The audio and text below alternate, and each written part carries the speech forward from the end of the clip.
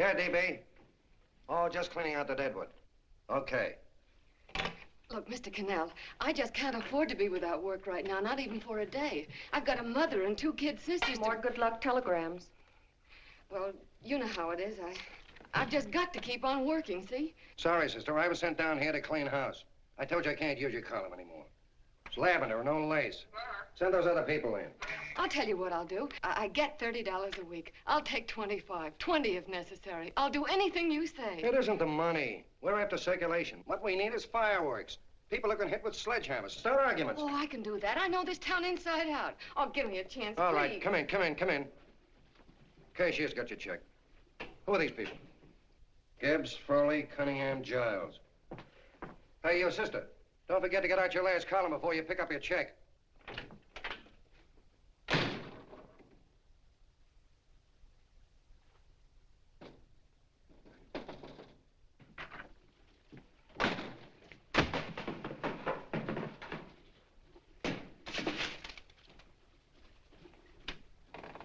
You're a couple of sticks shy in your column, ma'am. Big rich slob like D.B. Norton buys a paper and 40 heads are chopped off.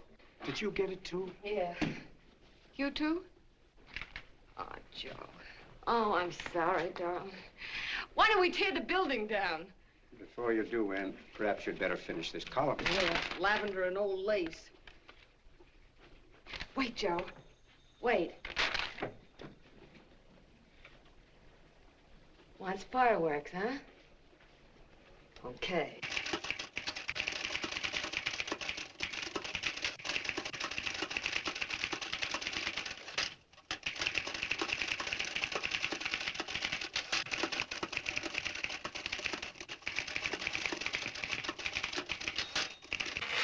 Here. Below is a letter which reached my desk this morning. It's a commentary on what we laughingly call a civilized world. Dear Miss Mitchell, 4 years ago, I was fired out of my job. Since then, I haven't been able to get another one. At first, I was sore at the state administration because it's on account of the slimy politics here we have all this unemployment. But in looking around, it seems the whole world's going to pot. So in protest, I'm going to commit suicide by jumping off the City Hall roof. Signed, a disgusted American citizen, John Doe. Editor's note, if you ask this column, the wrong people are jumping off the roofs. Hey, Ann, this is the old Fakeroo, isn't it? Never mind that, Joe. Go ahead. Sorry.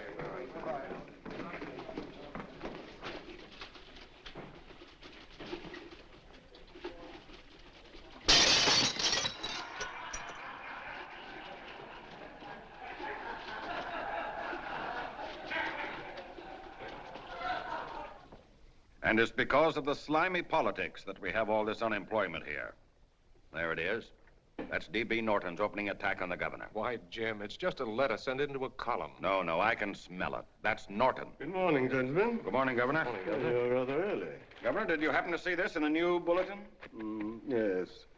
I had it served with my breakfast this morning. Jim thinks it's D.B. Norton at work. Of course it is. Oh, come, Jim. That little item, D.B. Norton does things in a much bigger way. This is his opening attack on you, Governor. Take my word for it. What did he buy a paper for? Why did he engage a high-pressure editor like Cannell for? He's in the oil business. I tell you, Governor, he's after your scalp. All right, Jim, all right. Don't burst a blood vessel. I'll look into it. You get me Spencer of the Daily Chronicle, please? Yes, I saw it, Governor. If you ask me, that's a phony letter. Why, that gag has got whiskers on it. Okay, I'll get the mayor and maybe the Chamber of Commerce to go after them. Get Mayor Lovett on the phone. Sorry, the mayor's busy on the other phone. Yes, I know, Mrs. Brewster. It's a terrible reflection on our city. I've had a dozen calls already. Spencer of the Chronicle. Hold him. Just a minute. Yes, Mrs. Brewster. I'm listening. I insist that this John Doe man be found and given a job at once. Now, if something isn't done about it, I'll call out the whole auxiliary. Yes, and the junior auxiliary, too. We'll hold a meeting and see that it is. Yes, Spencer? Who? The governor? Well, what about me? It's my building he's jumping off of, and I'm up for re-election, too. What are you doing? Get Cannell at the bulletin. Why, he's liable to go right past my window. Get me Cannell. What was that? What? Out the window. Something just flew by. I didn't see anything. Well, don't stand there, you idiot. Go and look. Open the window. Oh, why did he have to pick on my building? Is there a crowd in the street? No, sir. Then maybe he's caught on a ledge. Look again. I think it must have been a seagull. A seagull? What's a seagull doing around the city hall? That's a bad omen, isn't it? Oh, no, sir. The seagull is a lovely bird. It's all right, Mrs. Brewster. It was just a seagull. Can I help? Nothing's happened yet. No, I'm watching. Don't worry, Mrs. Brewster. Just leave it all to me. Spencer, I'll call you back. Hello, Canal? What are you doing? This is the mayor. Yes, Mayor Lovett. How many times are you going to call me? I've got everybody and his brother and sister out looking for him. Did you see the box I'm running? An appeal to John Doe. Think it over, John. Life can be beautiful, says Mayor. If you need a job, apply to the editor of this paper and so forth and so forth. Okay, Mayor, I'll let you know as soon as I have something. What? Well, pull down the blinds. Been up to Miss Mitchell's house, boss. Boy, she's in a bad way. Where is she? Hey, do you know something? She supports a mother and 2 kids. What do you know about that? Did you find her? No. Her mother's awful worried about her. When she left the house, she said she was going on a roaring drunk. The girl, I mean. Go out and find her. Sure. Hey, but the biggest thing I didn't tell you, her old man's Doc Mitchell. You know the doctor saved my mother's life and wouldn't take any money for it? You remember that. Okay, boss, I'll go and look for her. Holy smokes, Commissioner, you've had 24 hours. Okay, Hawkshaw, grab a pencil. Here it is again.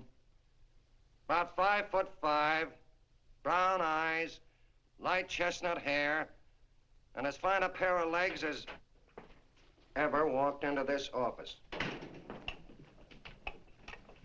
Did you want to see me? No. I've had the whole Army and Navy out searching for you because that's a game we play here every day. I remember distinctly being fired. That's right. But you have a piece of property that still belongs to this newspaper, and I'd like to have it. What's that? The letter. What letter? The letter from John Doe. Oh. The whole town's in an uproar. We've got to find him, and the letter's the only clue. There is no letter. We'll get a handwriting expert to... What? There is no letter. Say that again. There's no letter. I made it up. You made it up. Mm-hmm. You said you wanted fireworks. Don't you know there are 9 jobs waiting for this guy? 22 families want to board him free. 5 women want to marry him, and the mayor's practically ready to adopt him, and you... Just call the morgue, boss. They said there's a girl there. Shut up. Ann! Say, why didn't you... Beanie. Only one thing to do, Hank. Drop the whole business quickly. How? Run a story. Say John Doe was in here and is sorry he wrote the letter and... That's right. They've got it, sure. He came in here, and I made him change his mind. Bulletin editor saves John Doe's life. Why, it's perfect. I'll have Ned write it up. Oh, Ned, I got a story I want you to... Wait a minute. Listen, you great, big, wonderful genius of a newspaper man. You came down here to shoot some life into this dying paper, didn't you? Well, the whole town's curious about John Doe, and boom, just like that, you're going to bury him. There's enough circulation in that man to start a shortage in the ink market. In what man? John Doe. What John Doe? John Doe, the one I made up. Look, genius, now look. Suppose there was a John Doe and he walked into this office. What would you do? Find him a job and forget about the whole business, I suppose, huh? Not me. I'd make a deal with him. A deal? Sure, when you get hold of a stunt that sells papers, you don't drop it like a hot potato. Well, this is good for at least a couple of months. You know what I'd do? Between now and, let's say, Christmas when he's gonna jump, I'd run a daily on. Starting with his boyhood, his schooling, his first job. A wide-eyed youngster facing a chaotic world. The problem of the average man, of all the John Does in the world. Now, then comes the drama. He meets discouragement. He finds the world his feet of clay. His ideals crumble. So what does he do? He decides to commit suicide and protest against the state of civilization. He thinks of the river, but no. No, he has a better idea. The city hall. Why? Because he wants to attract attention. He wants to get a few things off his chest, and that's the only way he can get himself heard. So? So he writes me a letter, and I dig him up. He pours out his soul to me. And from now on, we quote, I protest by John Doe. He protests against all the evils in the world. The greed, the lust, the hate, the fear. All of man's inhumanity to man. Arguments will start. Should he commit suicide or should he not? People will write in pleading with him. But no, no, sir. John Doe will remain adamant. On Christmas Eve, hot or cold, he goes. See? Very pretty. Very pretty indeed, Miss Mitchell. But would you mind telling me who goes on Christmas Eve? John Doe. What John Doe? The one we hire for the job, you lunkhead. Wait a minute. Let me get this through this lame brain of mine. Are you suggesting we go out and hire someone to say he's going to commit suicide on Christmas Eve? Is that it? Well, you're catching on. Who, for instance? Anybody. Beanie'll do. Why, sure. Who, me? Jump off a... Oh, no, any time at Christmas. I'm superstitious.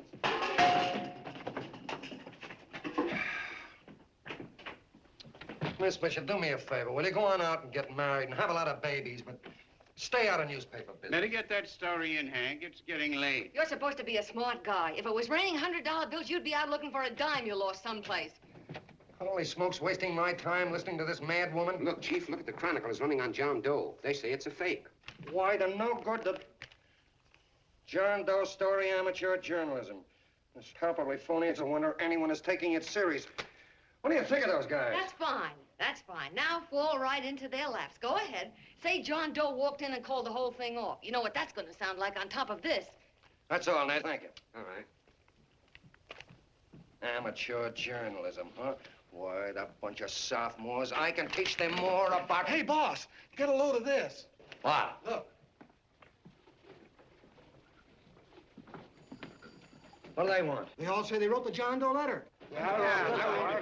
Oh, they all wrote the letter. Tell them all to wait. Look, Mr. Cannell, one of those men is your John Doe. They're desperate and will do anything for a cup of coffee. Pick one out and you can make the Chronicle eat their words.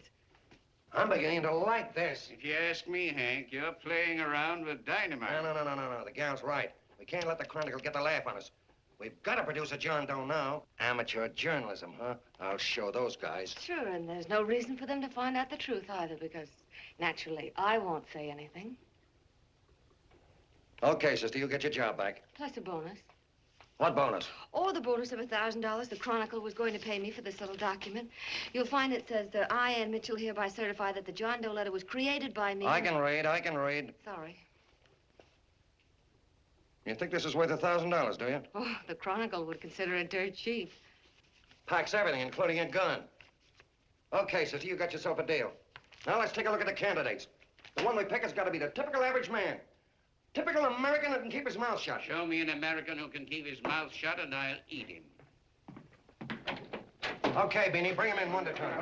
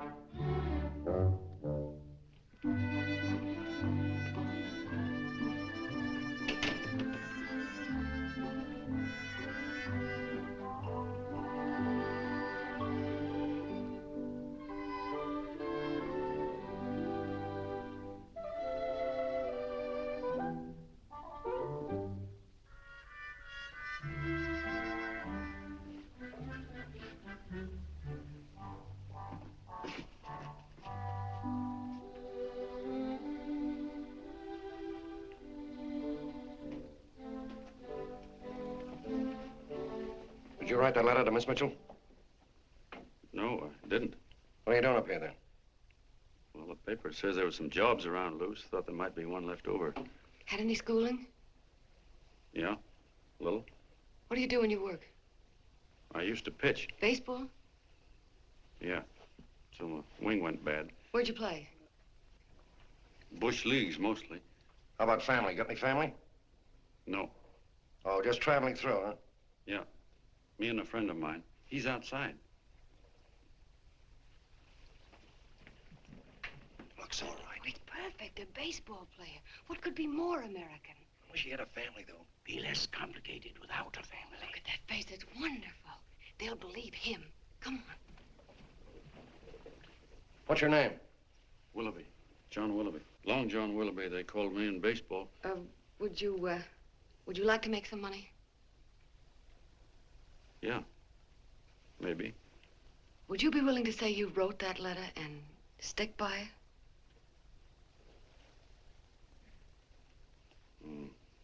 I get the idea. Yeah, maybe. That's our man. He's made to order. I don't know. He don't seem like the kind of a guy that'd fall in line. When you're desperate for money, you do a lot of things, Mr. Cannell. He's our man, I tell you. He's fainted. Get the water, quickly. Hurry up, Pop. Oh. Right here, sit down. You all right? Yeah, I'm all right. How many is that, 6?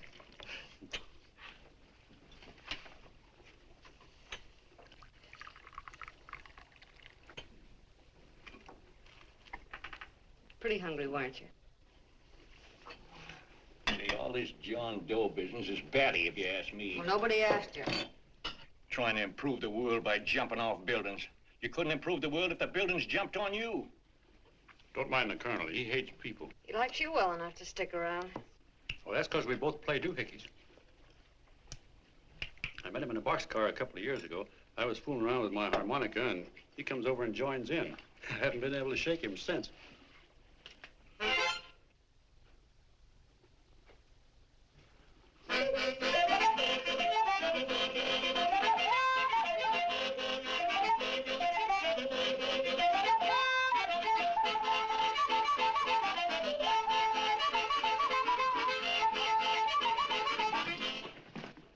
Here he is. No, you can't take pictures of him like that, eating a sandwich and with a beard.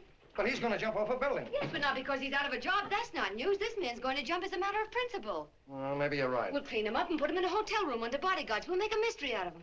Did you speak to Mr. Norton? Thinks it's terrific. Says for us to go the limit. Wants us to build a bonfire under every big shot in the state. Oh, swell. Is that the contract? Yeah. What's he doing here? Friend of his. They play duets together. Duets? But can we trust him? Oh. I trust him. Oh, you trust him, eh? Well, that's fine. I suppose he trusts you, too. Oh, stop worrying. He's all right. Okay, but we don't want more than a couple of hundred people in on this thing. Now, the first thing I want is an exact copy of the John Doe letter in your own handwriting. I've got it already. Here. No, that's fine. Now, I want you to sign this agreement. It gives us an exclusive story under your name, day by day, from now until Christmas. On December 26th, you get one railroad ticket out of town. And the bulletin agrees to pay to have your arm fixed. That's what you want, isn't it? Yeah, but it's got to be by Bonesetter Brown. Okay, Bonesetter Brown goes. Here, sign it. Meanwhile, here's $50 of spending money. That's fine. Beanie? Yes, boss. Take charge of him. Get him a suite at the Imperial and hire some bodyguards. Yeah, and some new clothes, Beanie. You think we better have him deloused? Yeah. Both of them? Yes, both of them, but don't let them out of your sight. Hey, Beanie, gray suit, huh? Yeah. Okay, fellas.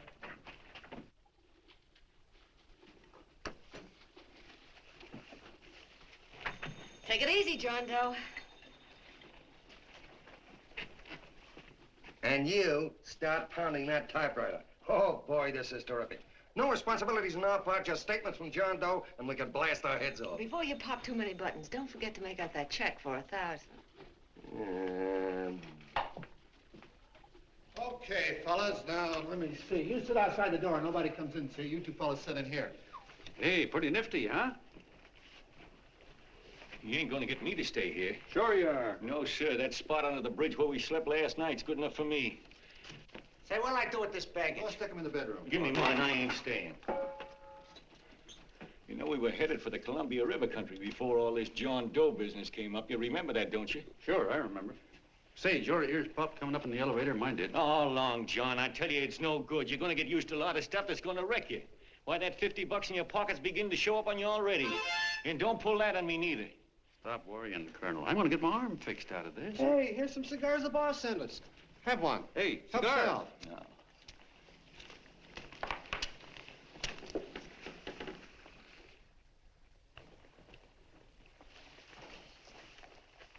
Say, I'll bet you even the major leaguers don't rate an outfit like this. Here, make yourself comfortable. Paper? I don't read no papers, and I don't listen to radios either. I know the world's been shaped by a drunken barber, and I don't have to read it.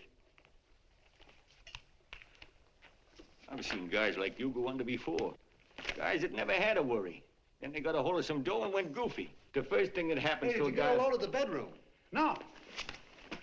The first thing that happens to a guy like that, he starts wanting to go into restaurants and sit down at a table and eat salads and cupcakes and tea. Boy, what that kind of food does to your system.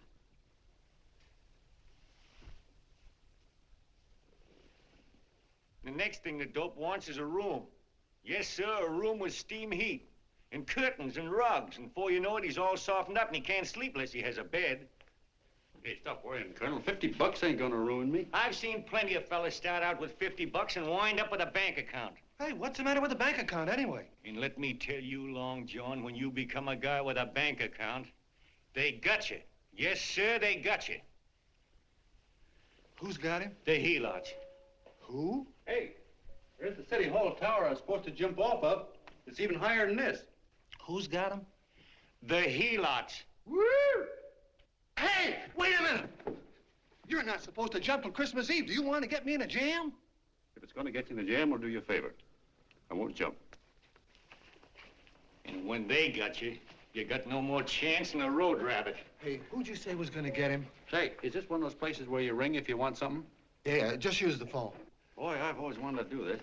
Hey, Doc, look. Look, Doc. Give me that again, will you? Who's gonna get him? The helots. Who are they? Listen, sucker, you ever been broke? Sure, mostly often. All right. You're walking along. Not a nickel in your jeans. You're free as the wind. Nobody bothers you. Hundreds of people pass you by in every line of business. Shoes, hats, automobiles, radios, furniture, everything. And they're all nice, lovable people. And they let you alone. Is that right? Then you get a hold of some dough, and what happens? All those nice, sweet, lovable people become helots. A lot of heels. They begin creeping up on you, trying to sell you something. They get long claws, and they get a stranglehold on you. And you squirm, and you duck, and you holler, and you try to push them away, but you haven't got a chance. They got you. First thing you know, you own things. A car, for instance.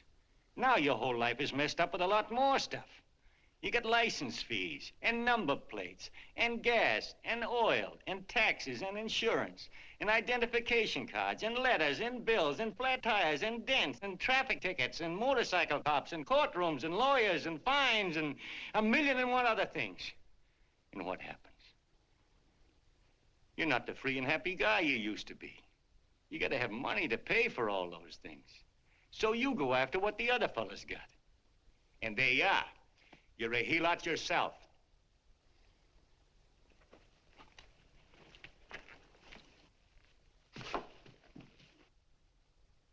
You win, Colonel. Here, take the 50. Go out and get rid of it. You bet I will, just as fast as I can. I'm gonna get some canned goods, a fishing rod, and the rest I'm gonna give away. Give away? Hey, get me a pitcher's glove. I gotta get some practice.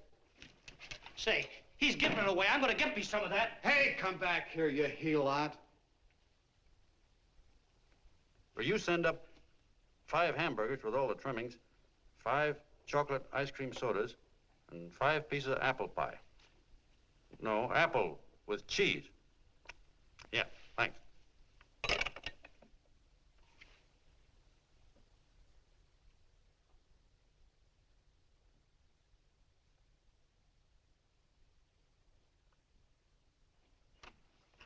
Hello there. Well, well. If it isn't the man about town. All set, Miss Anne. Oh, yes. Let's go. Let's see, we want some action in these pictures. Action? That's good. No. This man's going to jump off a roof. Oh. Here, wait a minute. Let me comb your hair. Sit down. Yeah, that's better.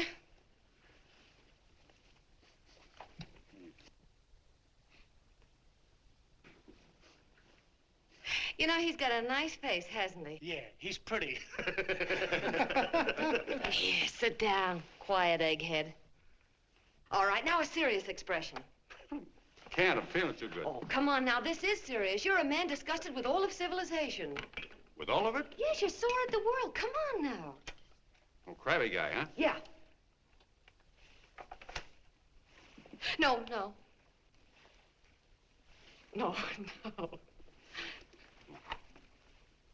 No, look. You don't have to smell the world. Well, all those guys in the picture Never mind those guys. All right, stand up. Now, let's see what you look like when you protest. Against what?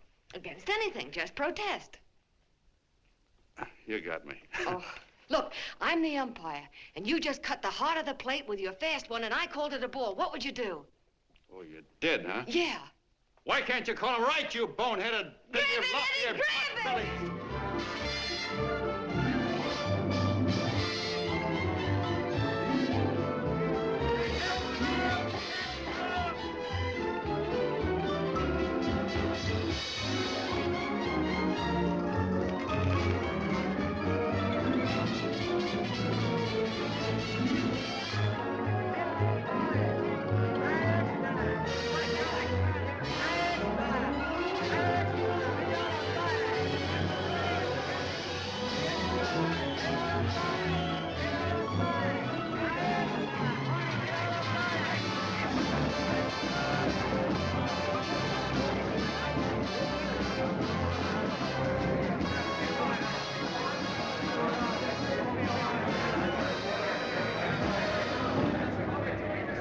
I don't care whose picture they're publishing. I still say that this John Doe person is a myth, and you can quote me on that. And I'm going to insist on his being produced for questioning. You know as well as I do that this whole thing is being engineered by a vicious man with a vicious purpose, Mr. D.B. Norton.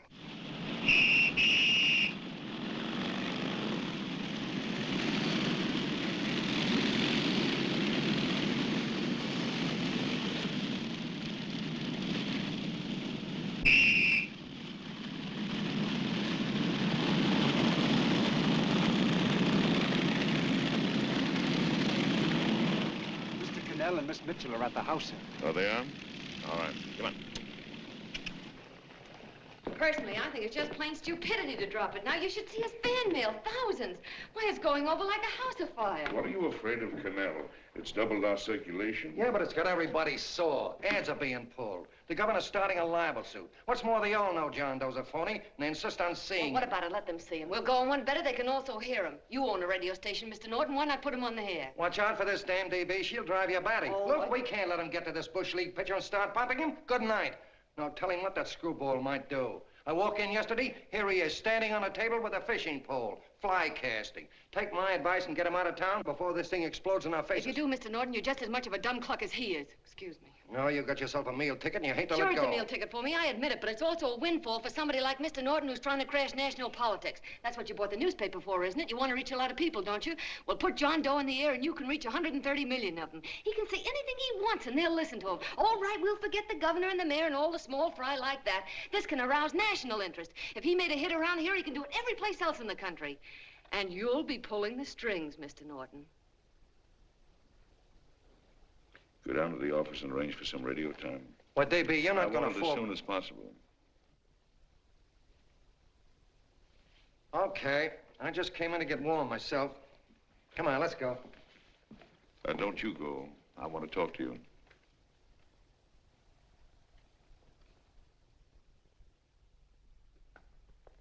Sit down.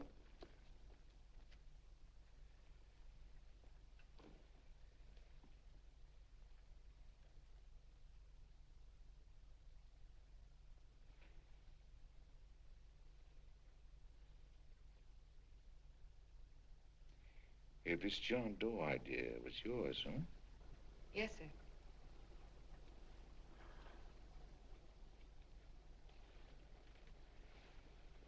How much money do you get? $30. $30. Well, what are you after? I mean, what do you want? A journalistic career? Money. Money? Well, I'm glad to hear somebody admit it. Do you suppose you could write a radio speech that would put that fellow over? Oh, I'm sure I can. Do it, and I'll give you $100 a week. $100? That's only the beginning. You play your cards right, and you'll never have to worry about money again. Oh, I knew it. Hello. Hello. Whenever there's a pretty woman around. This is my nephew, Ted Sheldon, Miss Mitchell. How do you do? How do you do? All right, Casanova, I'll give you a break. See that Miss Mitchell gets a car to take her home. Always reading my mind, aren't you? Thank you very much for everything. And Miss Mitchell, I think from now on you'd better work directly with me. Yes, sir.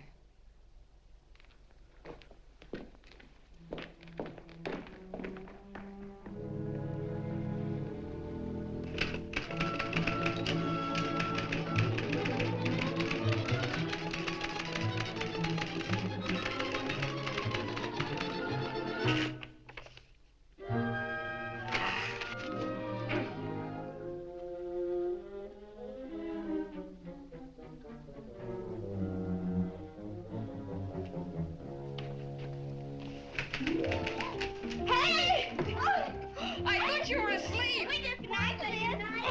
Oh, oh, you little brat, you're just falling. I said good night. Come, children. It's past your bedtime. Go on, Mama. Come on. Now, smooch off Stick your fork through me. I'm done. I'll never get this speech right. Oh, yes, you will, Ann, dear. You're very clever. Yeah, I know. What are you looking for? Your purse, I need $10. What for? I gave you 50 just the other day. Yes, I know, dear, but Mrs. Burke had her baby yesterday. 9 pounds. And there wasn't a thing in the house. And then the community chest lady came. And the 50's all gone, huh? Who's the 10 for? The Websters. The Websters. You remember those lovely people your father used to take care of. I thought I'd buy them some groceries. Oh, Anne, dear, it's a shame those You're poor... marvelous, Ma. You're just like Father used to be. Do you realize a couple of weeks ago we didn't have enough to eat ourselves? Well, yes, I know, dear, but these people are in such need.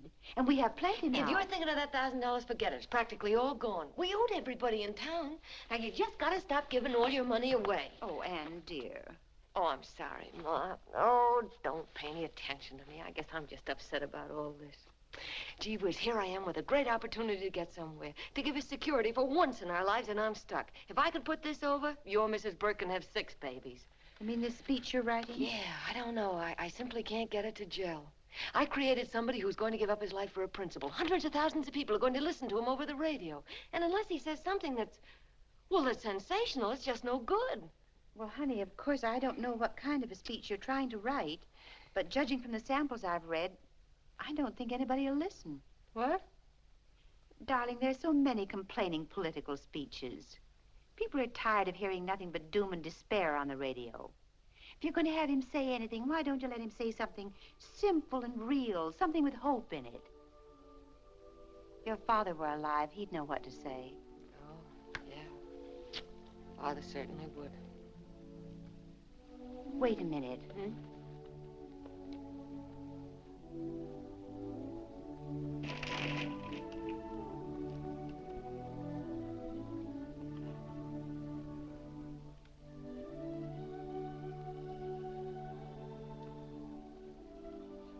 That's your father's diary, Anne.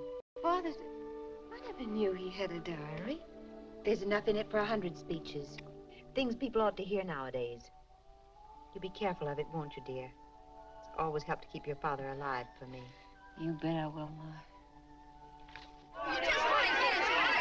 Wait a minute. John Doe don't want to sign no autographs. Well, what does he do all day? What does he do all day? He's writing out his memories. Sorry, lady, you can't see Mr. Doe. He wants to be alone. No. No, he just sits around all day and commutes with himself.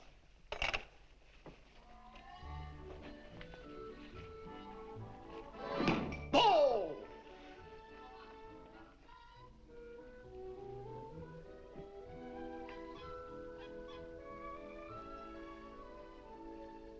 I don't know how you're going to stand it around here till after Christmas. I'll bet you ain't heard a train whistle in 2 weeks.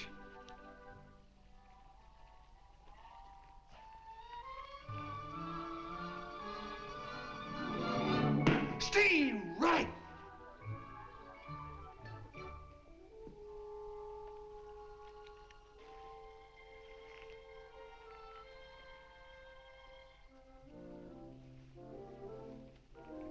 I know why you're hanging around.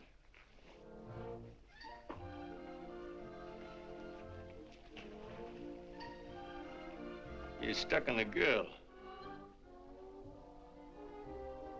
That's all a guy needs is to get hooked up with a woman.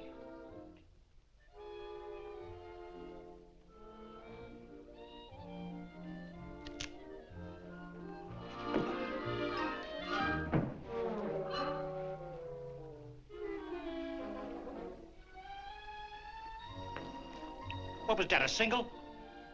First baseman dropped the ball. Butterfingers. Tough luck, pal.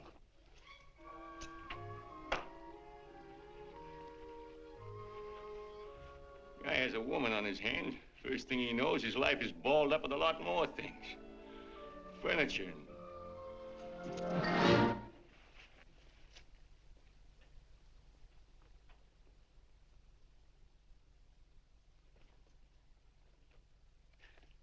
Did you get him? You're out. Swell. What's this, the end of the 8th? 9th.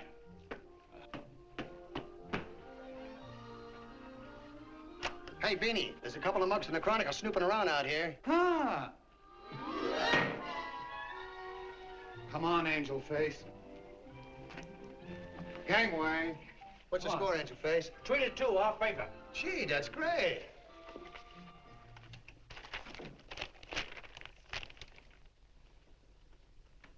Hey, you got swell form there. Must have been a pretty good pitcher. Pretty good. Say, I was just about ready for the major leagues when I chipped a bone in my elbow. I got it pitching a 19-inning game. 19? Yeah.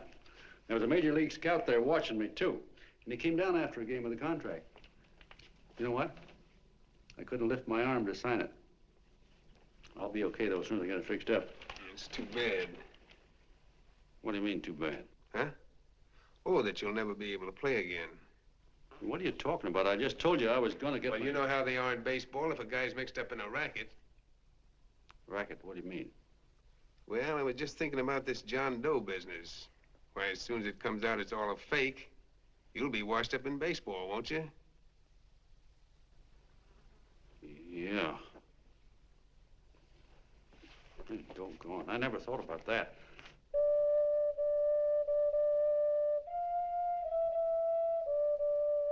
Gosh.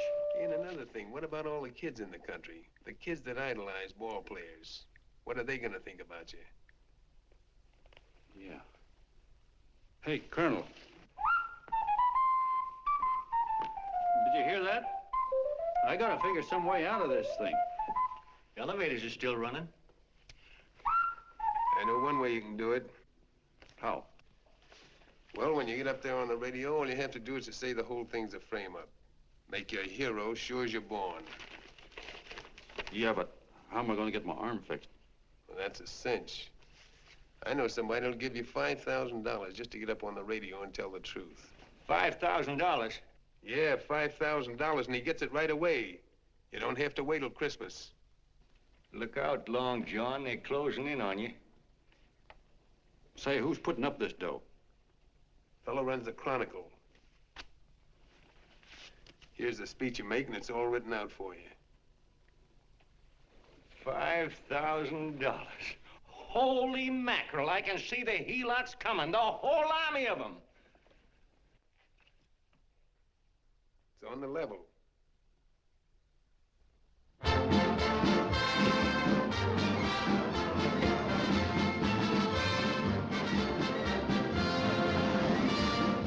No, I'm sorry. Tickets for the broadcast are all gone. Phone the bulletin. Sorry, no more tickets left.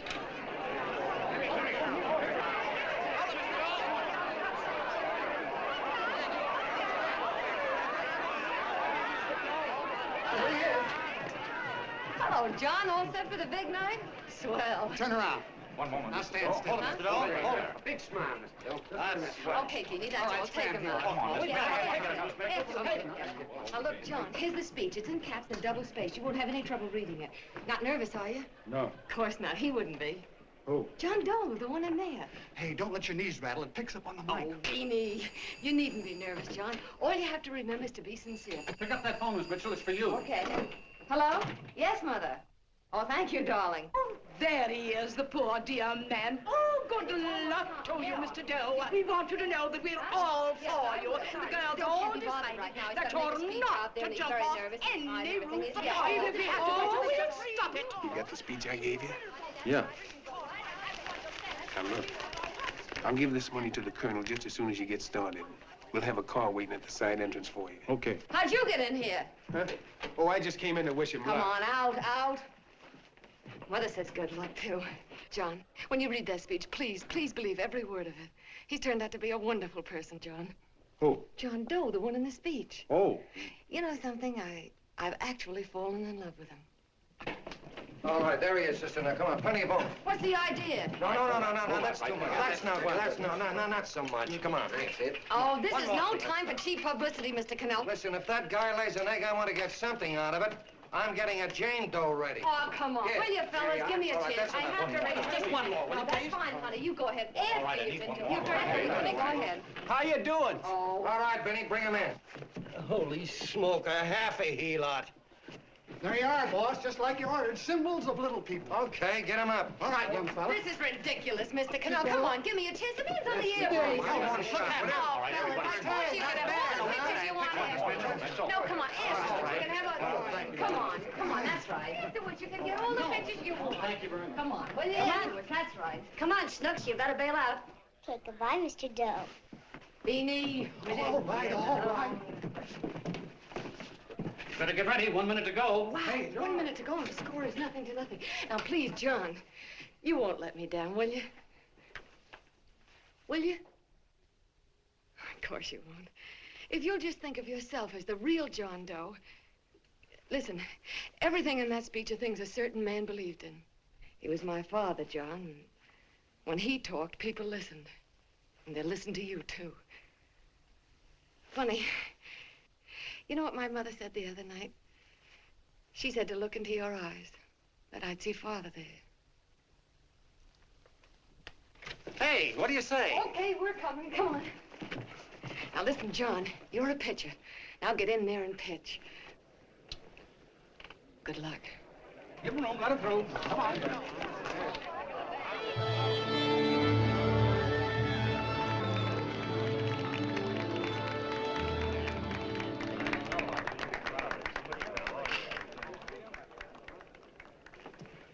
Hey, let's get out of here. There's the door right there. Hey, what are you doing here? That's what I'd like to know. Come on, out. Hey, he's a friend of mine. Never mind, let him alone. He's all right.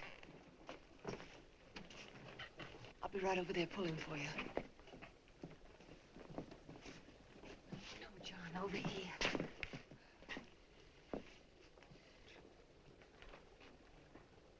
Stand by.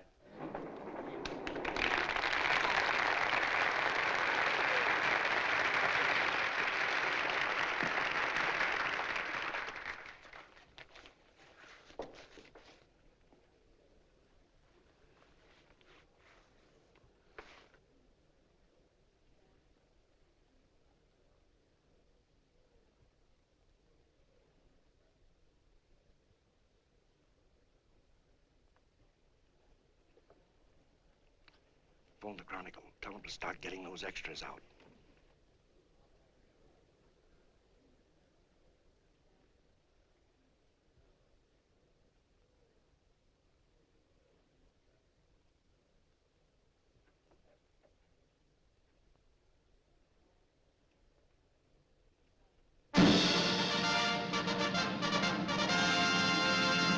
And good evening, ladies and gentlemen. This is Kenneth Fry speaking for the New Bulletin. Tonight we give you something entirely new and different. Standing beside me is the young man who has declared publicly that on Christmas Eve he intends to commit suicide, giving as his reason, quote, "I protest against the state of civilization," end quote. Ladies and gentlemen, the New Bulletin takes pleasure in presenting the man who is fast becoming the most talked of person in the whole country, John Doe.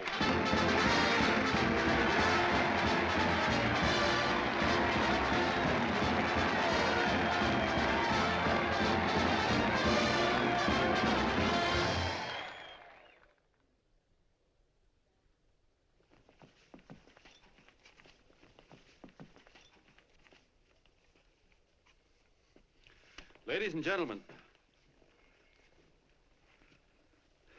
I am the man you all know as John Doe. I took that name because it seems to describe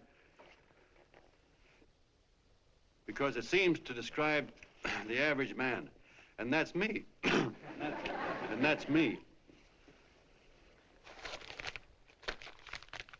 Well, it was me before I said I was going to jump off the city hall roof at midnight on Christmas Eve.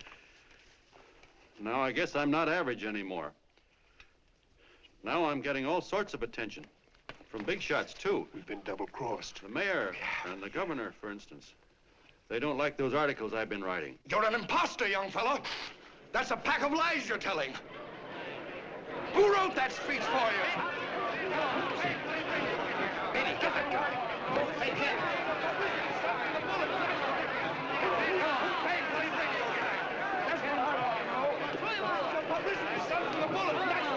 Spencer. Ladies and gentlemen, the disturbance you just heard was caused by someone in the audience who tried to heckle Mr. Doe. The speech will continue.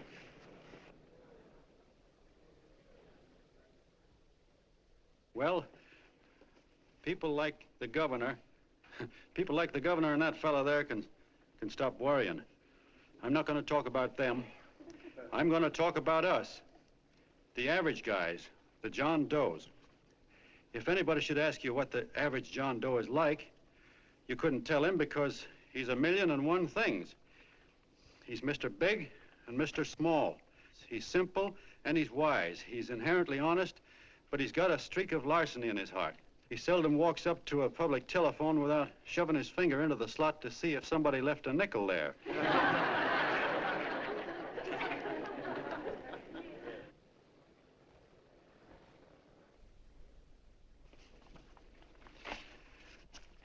He's the man the ads are written for. He's the feller everybody sells things to. He's Joe Dokes, the world's greatest stooge and the world's greatest strength.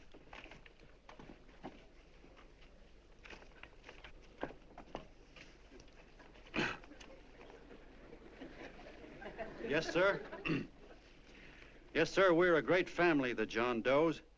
We're the meek who are supposed to inherit the earth. You'll find us everywhere. We raise the crops, we dig the mines, work the factories, keep the books, fly the planes, and drive the buses. And when a cop yells, "Stand back there, you," he means us, the John Does. Well, what kind of a speech is that? Didn't you read it? We've existed since time began. We built the pyramids. We saw Christ crucified, pulled the oars for Roman emperors, sailed the boats for Columbus, retreated from Moscow with Napoleon, and froze with Washington at Valley Forge. Yes, sir. We've been in there dodging left hooks since before history began to walk. In our struggle for freedom, we've hit the canvas many a time, but we always bounce back because we're the people, and we're tough.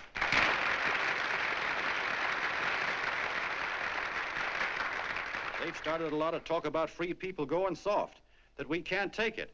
That's a lot of hooey. A free people can beat the world at anything, from war to tiddlywinks, if we all pull in the same direction.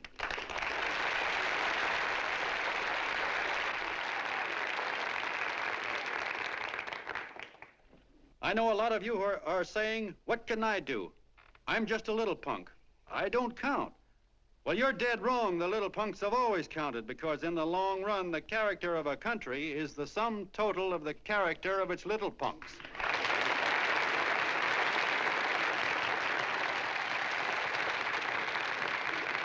But we've all got to get in there and pitch. We can't win the old ball game unless we have teamwork.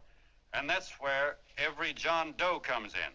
It's up to him to get together with his teammate. And your teammate, my friends, is the guy next door to you. Your neighbor. He's a terribly important guy, that guy next door. You're going to need him, and he's going to need you, so look him up. If he's sick, call on him. If he's hungry, feed him. If he's out of a job, find him one. To most of you, your neighbor is a stranger, a guy with a barking dog and a high fence around him. Now, you can't be a stranger to any guy that's on your own team. So tear down the fence that separates you. Tear down the fence, and you'll tear down a lot of hates and prejudices. Tear down all the fences in the country, and you'll really have teamwork.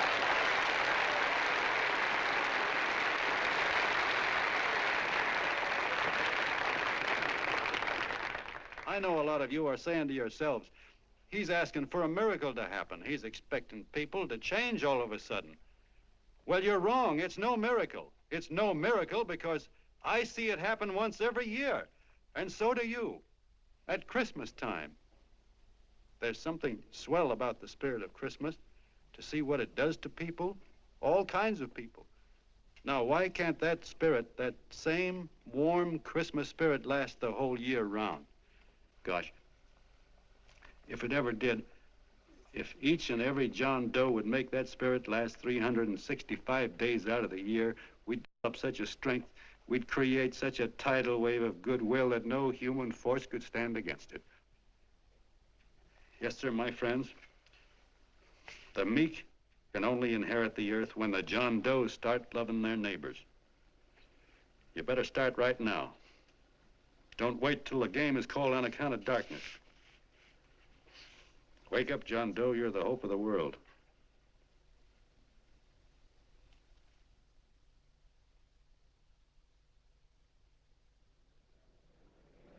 John, you were wonderful.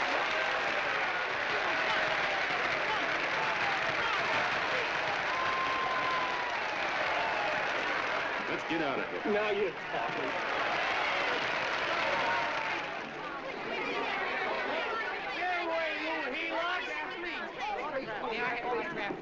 Please, hey!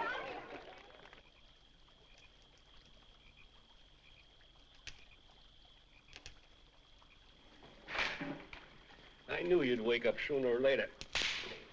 Boy, am I glad we got out of that mess. I had the 5,000 bucks sewed up. Could have been on my way to old Doc Brown. You're a pitcher, John, she says. Now, go in there and pitch. What a sucker. Yeah, she's a heel-lot just like the rest of them. It's lucky you got away from her. What was I doing up there making a speech anyway? Me, huh? Geez, the more I think about it, the more I could... Tear down all the fences. Why, if you tore one picket off of your neighbor's fence, he'd sue you. 5,000 bucks, had it right in my hand. What do you mean he ran away? Well, go after him, find him. That man is terrific.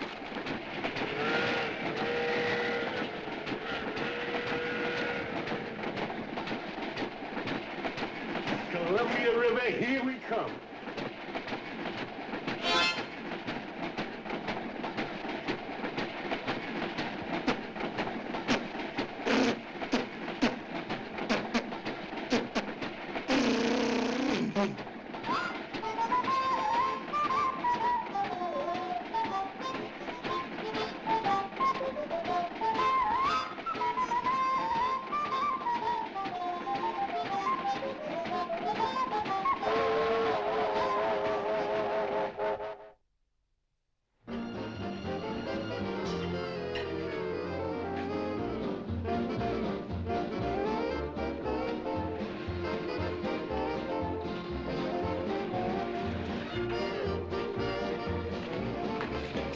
Jitterbugs.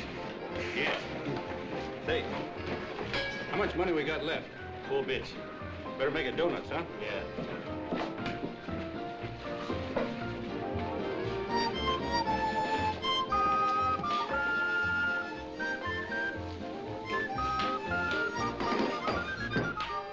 What'll it be, gents? Have you got a couple of steaks about that big and about that thick? Yeah, with hash brown potatoes and tomatoes and apple pie and ice cream and coffee. And donuts, I know. Hey, Ma, Seekers, a pair. Seekers, a pair, coming up. Glad he took the tea out of that.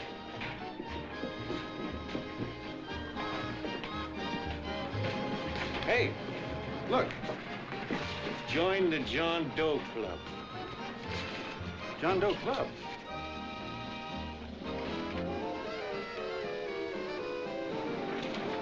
Uh-oh. You John Doe? Who?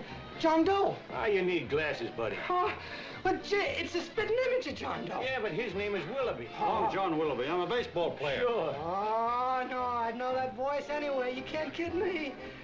You John Doe. Hey, Ma! Ma! That's John Doe. John Doe. Yeah, sitting right there, big as life. Who'd you say it was? John Doe, the big guy there. Pictures in the paper. That's John Guy. John Doe. John Doe. Sitting right there, John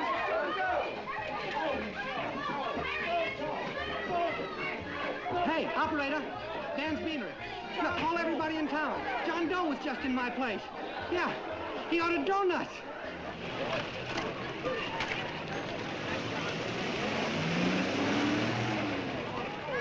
John Doe. Hey, let's see John Doe.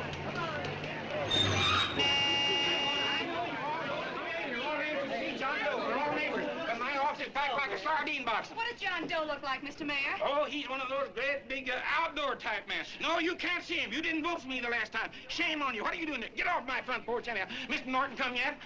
Oh, well, I wonder where he's at. What's keeping him? He should have been here 15 minutes ago. Oh, there he comes now.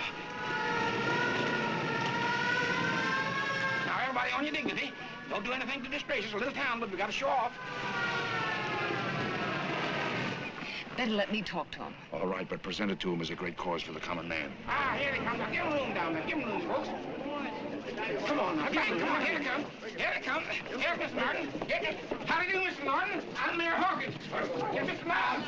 Let me go, you darn fool. I'm the mayor. Mr. Norton. Mr. Norton. Mr. Norton. I'm Mayor Hawkins. Your office telephoned me to hold him. Well, that's fine. How is he? Oh, he's fine. He's right in my office there. You know, it's a great honor having John Doe here, and you, too. Haven't had so much excitement since the old city hall burned down. People are so excited they nearly tore his clothes off. Oh, Matilda, darling, phone the newspapers, tell them Mr. Norton's here. Step right inside, Mr. Norton. My office. Very comfortable here, Mr. Norton. Just had it air conditioned. Gangway, please. Make room for Mr. Norton. Gangway. Gangway. Here he is, Mr. Norton. Well taken care of. The neighbors are serving him a light lunch. Hello, John. Well, Mr. Mayor, if you don't mind, we'd like to talk to him alone. Why, certainly, certainly. All right, everybody, clear out. Everybody, quickly now. Come on. Come on. That's it. All right. Don't argue with me here. Wait till we get home. Don't you push me around like that. Even though I'm your wife, you can't push me around. Look, Mr. Norton, I think you got a lot of nerve having those people hold us here. There's nobody holding you here, Mr. Doe. It's only natural that There's nobody holding us here. Let's get going. Incidentally, my name isn't Doe, it's Willoughby. Look, John, something terribly important's happened. They're forming John Doe clubs. We know of 8 already, and they say that there's John Doe clubs? What for? To carry out the principles you talked about in your radio speech. I don't care what they're forming. I'm on my way, and I don't like the idea of being stopped either. Oh, but you don't know how big this thing is. You should see the thousands of telegrams we've received and what they're saying about you. Look, it started as a circulation stunt, didn't it? Well, you got your circulation. Now, why don't you let me alone? Oh, it started as a circulation stunt, but it isn't anymore. Mr. Norton wants to get back of it and sponsor John Doe clubs all over the country. He wants to send you on a lecture tour. Me? Uh-huh. Well, certainly, with your ability to influence people, it might grow into a glorious movement. Say, let's get something straight here. I don't want any part of this thing. If you got an idea I'm going around lecturing the people, why, you're crazy. Baseball's my racket, and I'm sticking to it. Come on, Colonel, let's get out of here. John, please, please.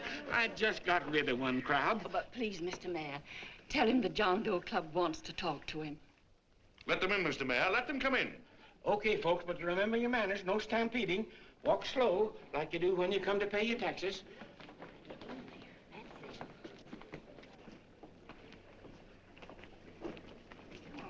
Okay. All right, give me a chance. Come right in. My name's Bert Hansen, Mr. Doe. I'm the head soda jerker at Schwabacker's drugstore. Well, sir, you see, me and my wife, we heard your broadcast, and we got quite a bang out of it, especially my wife. Kept me up half the night saying, that man's right, honey. The trouble with the world is nobody gives a hoot about his neighbor. That's why everybody in town's sore and cranky at each other. And I kept saying, well, that's fine, but how's a guy gonna go around loving the kind of neighbors we got? Old Sourpuss, for instance. You see, Sourpuss Smithers is a guy who lives all alone next door to us. He's a cranky old man that runs a second-hand furniture store. We haven't spoken to him for years. I always figured he was an ornery old gent that hated the world because he was always slamming his garage door and playing the radio so loud he kept half the neighbors up. Well, anyway, the next morning, I'm out watering the lawn, and I look over, and there's Sourpuss on the other side of the hedge straightening out a dent in his fender. And my wife yells to me out the window. She says, go on, speak to him, Bert. And I figured, well, heck, I can't lose anything, so I yelled over to him, good morning, Mr. Smithers. He went right on pounding his fender. Was I burned? So I turned around to give my wife a dirty look, and she said, louder, louder, he didn't hear you. So in a voice you could have heard in the next county, I yelled, good morning, Mr. Smithers. Well, sir, you could have knocked me over with a feather. Old Sourpuss turned around, surprised-like, and he put on a big smile, came over and took my hand like an old lodge brother, and he said, good morning, Hanson. I've been wanting to talk to you for years, only I thought you didn't like me. And then he started chatting away like a happy little kid, and he got so excited his eyes all... Well, Mr. Doe, before we got through, I found out Smithers is a swell egg, only he's pretty deaf, and that accounts for all the noises. And he says it's a shame how little we know about our neighbors. And then he got an idea, and he said, how's about inviting everybody someplace where we can all get together and know each other a little better? Well, I'm feeling so good by this time, I'm ripe for anything, so Smithers goes around the neighborhood inviting everybody to a meeting at the schoolhouse, and I tell everybody that comes in the store, including Mr. Schwabacker, my boss. I'm talking too much. Well, I'll be doggone if over 40 people don't show up. Of course, none of us knew what to do, but we sure got a kick out of seeing how glad everybody was just to say hello to one another. Tell him about making Sourpuss chairman. Oh, yeah, we made Sourpuss chairman and decided to call ourselves the John Doe Club. And say, incidentally, this is my wife. Come here, honey. This is my wife, Mr. Doe. How do you do, Mr. Doe? Sourpuss is here, too. Oh, is he? Yes. This is Sourpuss, or excuse me, Mr. Smithers, Mr. Doe. That's all right. If you didn't call me Sourpuss, it wouldn't feel natural. Well, anyway, I guess nearly everybody in the neighborhood came except the Delaney's. The Delaney's live in a big house with an iron fence around it, and they always keep their blinds drawn. And we always figured that he was just an old miser that sat back counting his money, so why bother about inviting him? Until Grimes, the milkman, spoke up, and he said, say, you've got the Delaney's all wrong. And then he tells us about how they canceled their milk last week, and how when he found a note in the bottle, he got kind of curious-like, and he sort of peeked in under the blinds and found the house was empty. If you ask me, he says, they're starving. Old man Delaney has been bringing his furniture over to my place at night, one piece at a time, and selling it. Yeah. And, well, sir, a half dozen of us ran over there to fetch him, and we brought him to the meeting. And what a reception they got. Why, everybody shook hands with him and made a fuss over them, and, well, finally, Mr. and Mrs. Delaney just sat right down and cried. And then we started to find out about a lot of other people. Yeah, sure. Well, you know Grubel, for instance. Grubel's here. See? Yeah, that's a... Of course, you don't know Grubel, but he's the man that everybody figured was the worst no-account in the neighborhood because he was living like a hermit, and nobody would have anything to do with him. That isn't until Murphy, the postman, told us the truth. Why, Grubel, he says, he lives out of garbage cans because he won't take charity, because it'd ruin his self-respect, he says. Just like you said on the radio, Mr. Doe. Well, sir, about a dozen families got together and gave Grubel a job watering their lawns. Isn't that wonderful? And then we found jobs for 6 other people, and they've all gone off relief. Yeah, and my boss, Mr. Schwabecker, made a job in his warehouse for old man Delaney. And he gave you that $5 raise. Yeah, wasn't that swell? Why, Bert, I feel slighted. I'd like to join, but nobody asked me. I'm sorry, Mayor, but we voted that no politician could join. Just the John Does of the neighborhood, because you know how politicians are. Well, the reason we wanted to tell you this, Mr. Doe, was just to give you an idea of what you started.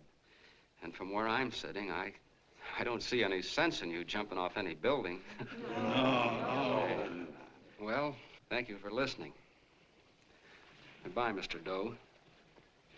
You're a wonderful man, and it strikes me you can be mighty useful walking around for a while. Hey, goodbye, Mr. Doe. Goodbye, Mr. Doe.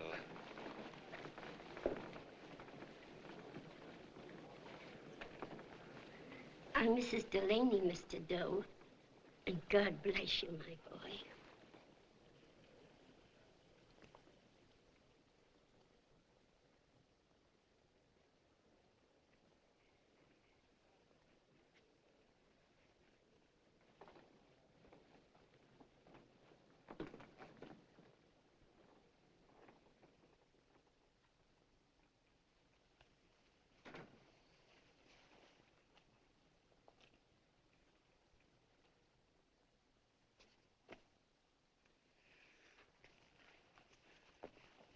Gee whiz, I'm all mixed up. I don't get it. Look, all those swell people think I'm going to jump off a building or something. I never had any such idea. Gosh. The fellow'd have to be a mighty fine example himself to go around telling other people how to... Say, look, what happened the other night was on account of Miss Mitchell here. She wrote the stuff. Don't you see what a wonderful thing this can be? But we need you, John. You're hooked. I can see that right now. They got you. Well, I'm through. For 3 years, I've been trying to get you up to the Columbia River country. First, it was your glass arm. Then it was the radio. And now it's the John Doe clubs. Well, I ain't waiting another minute. Gangway, you helots. Hey, Colonel, wait a minute. Hey, Colonel! I want you personally to go along with John Doe and Miss Mitchell and handle the press and the radio. Me? Yes, I don't want to take any chances. And Johnson. Yes, Stevie? Your crew will do the mop-up job. They'll follow John Doe into every town, see that the clubs are properly organized and the charters issued. Right. There are only 8 flags up there now. I want to see that map covered before we get through.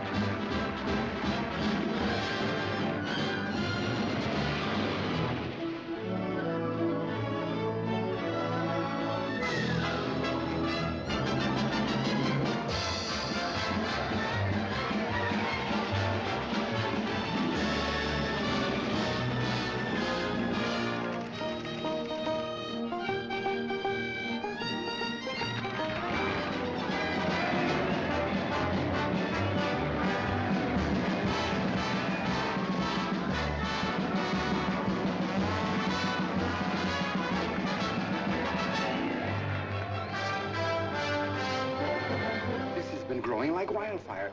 If they made demands, I'd understand it. But the John Does ask for nothing. People are going off relief. If this keeps up, I'll be out of a job. As soon as it gets strong enough, we'll find out what John Doe wants. 30 every Thursday, 60 at 60. Who knows what? I'm sorry, boss. They just won't let anybody talk politics to them. It's crazy. We've got to get to them. They represent millions of voters.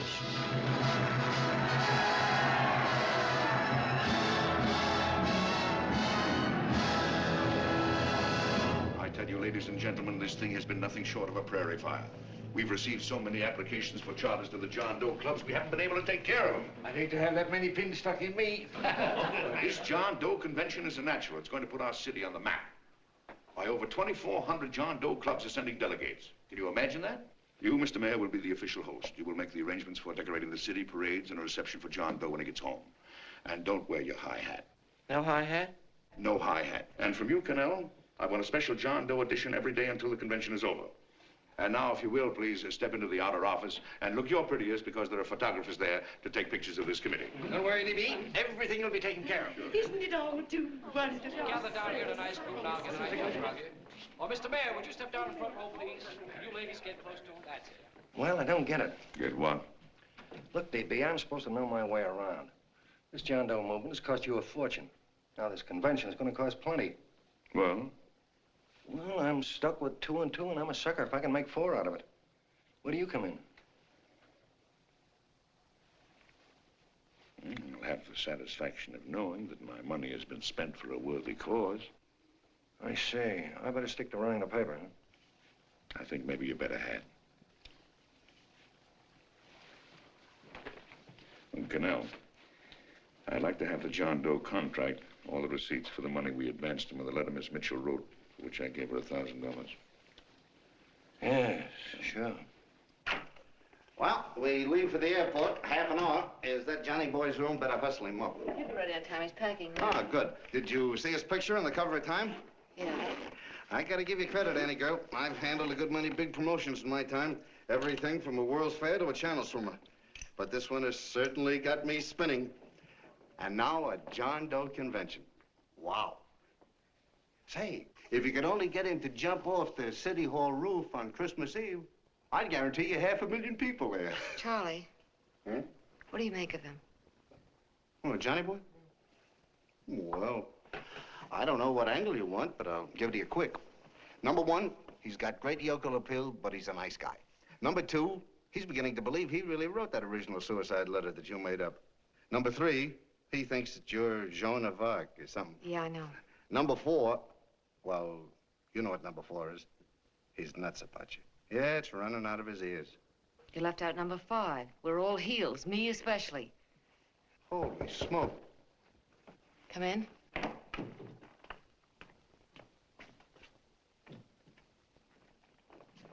Small pack. Good, I'll go and get Beanie Boy.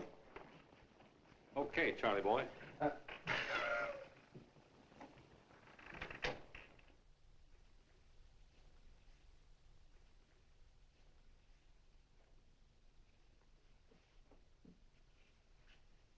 Can I help you pack? No, thank you.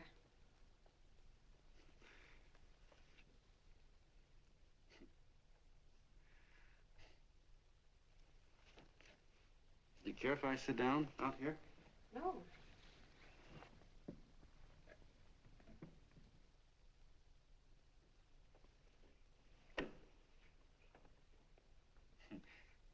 You know, I had a crazy dream last night.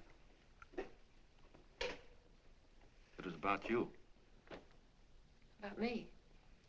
Yeah, sure was crazy. I dreamt I was your father.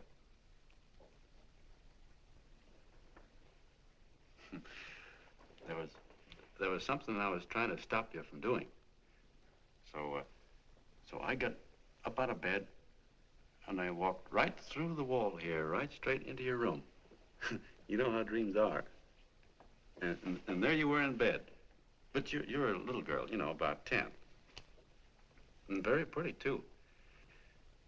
So I shook you, and the moment you opened your eyes, you hopped out of bed and started running like the devil in your nightgown. You ran right out the window there, and you ran out over the tops of buildings and roofs and everything for miles. And I was chasing you. And all the time you were running, you kept growing bigger and bigger and bigger, and pretty soon you were as big as you are now, you know, grown up. And all the time I kept asking myself, what am I chasing her for? And I didn't know. Isn't that a hot one?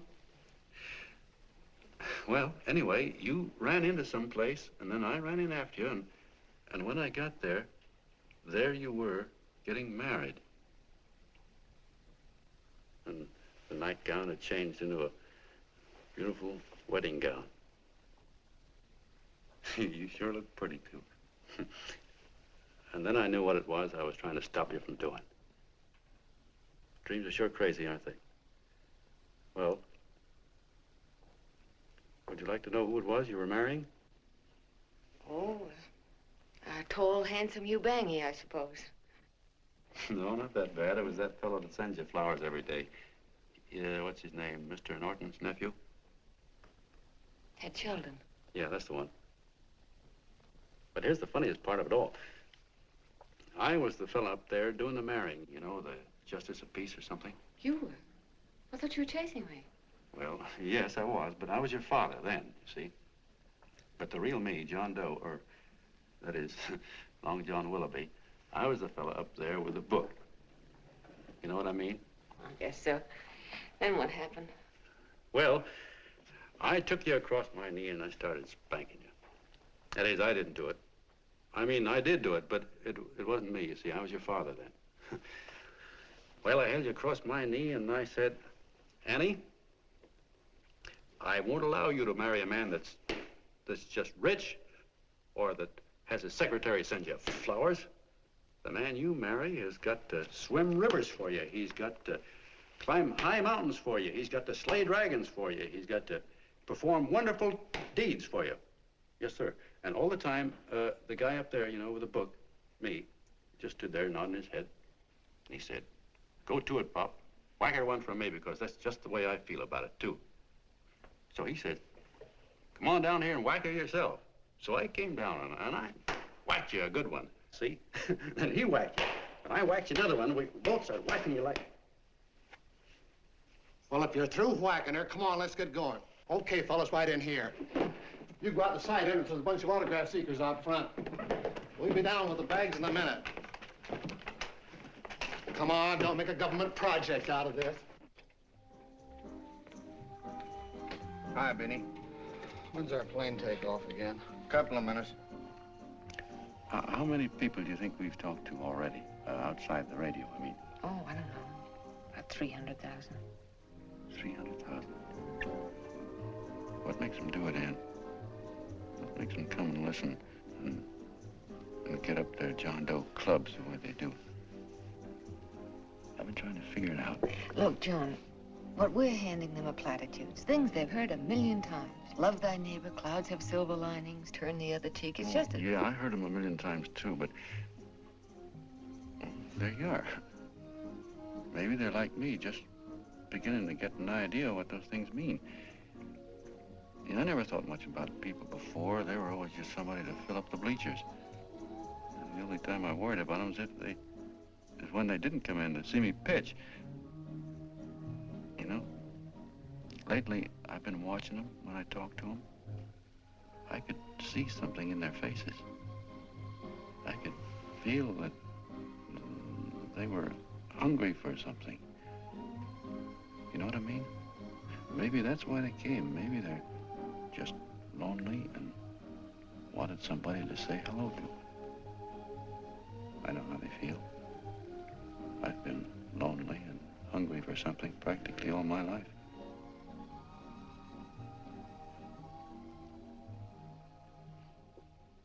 All aboard, folks. That's what I said at the office. Yeah, that's true. Oh, somebody else sitting here? No, that's your seat. And this is your coat. Mine? A little token of appreciation. Oh, it's beautiful, D.B. Well, I don't quite know what to say. Well, don't say anything at all. Just sit down.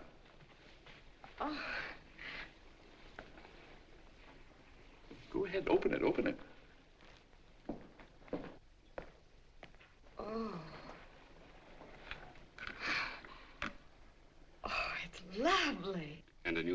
respect goes with it. Well, come on, spring it. You've got something on your mind. It must be stupendous.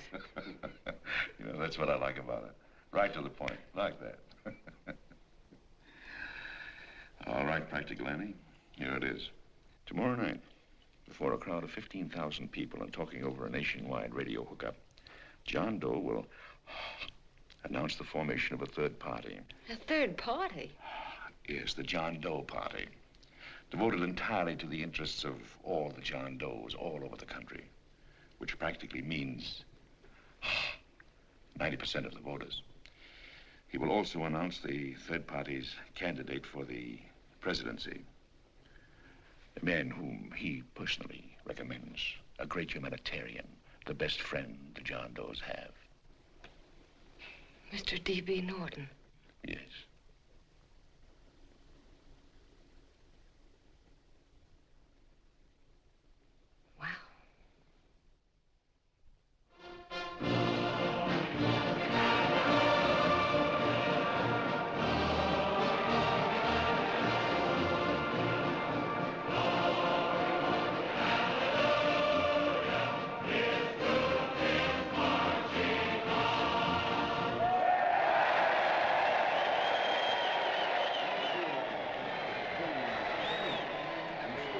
And although the opening of the convention is hours off, the delegates are already pouring into the ballpark by the droves, with lunch baskets, banners, and petitions asking John Doe not to jump off any roof. No matter how you look at it, it's still a phenomenal movement. These John Does, or the hoi polloi, as you've heard people call them, have been laughed at and ridiculed, but here they are, gay and happy, having traveled thousands of miles, their expenses paid by their neighbors, to come here to pay homage to their hero, John Doe. And in these days of wars and bombings, it's a hopeful sign that a simple idea like this can sweep the country. An idea based on friendliness, on giving and not taking, on helping your neighbor and asking nothing in return. And if a thing like this can happen, don't let any of your grumbling friends tell you that humanity is falling apart. This is John B. Hughes, signing off now and returning you to our main studio until 9 o'clock, when the convention will officially open. Oh, John, come in. Say, I'm kind of... It's raining out a little. That's all right. It's good to see you. Sit down. Thanks.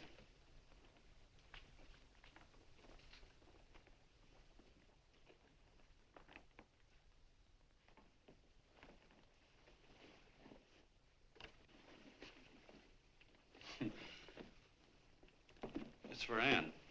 Oh, how nice. Thank you very much. Flowers. I'm terribly sorry she isn't here. She isn't? No, she just left. I'm surprised you didn't run into her. She went over to Mr. Norton's house. Oh. Did you want to see her about something important? Yeah, well, no, it'll wait. Say, he's a nice man, isn't he? Mr. Norton, I mean.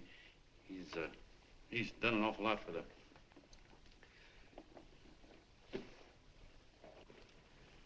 Well, say, my coat's pretty wet.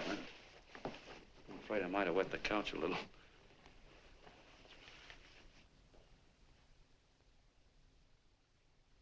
Well, I guess I'll see her at the convention later.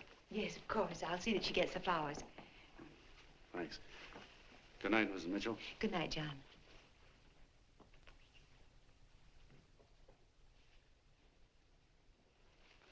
Say, Mrs. Mitchell, I'm kind of glad Anne isn't here. You see, I came over here hoping to see her alone, and kind of hoping I wouldn't, too, you know what I mean? There was something I wanted to talk to her about. But, well, it'll wait, I guess. Good night. Good night, John.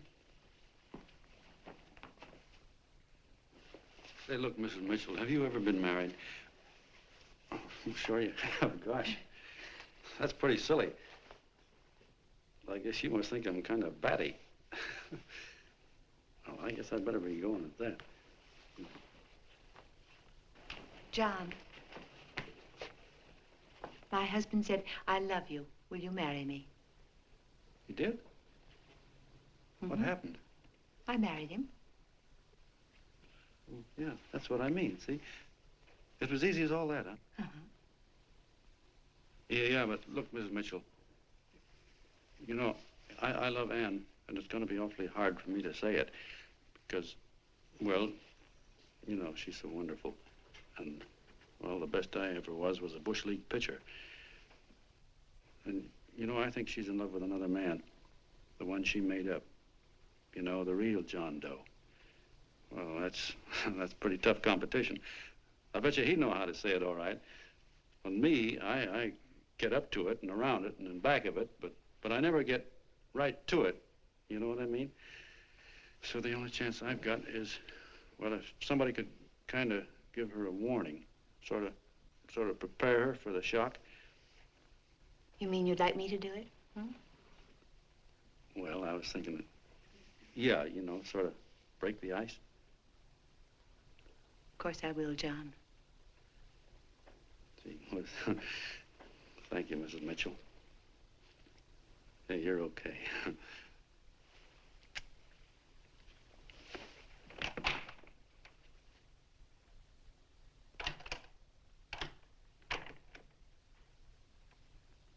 This John Doe meeting is going to be one of the biggest things that ever happened. Why, they're coming from all over. Trains, boxcars, wagons. Look out! Hello, bodyguards. Hey, had your dinner yet? No, Jeff. Oh, that's all right. Well, look, no, go ahead and have your dinner. Wait a minute, John.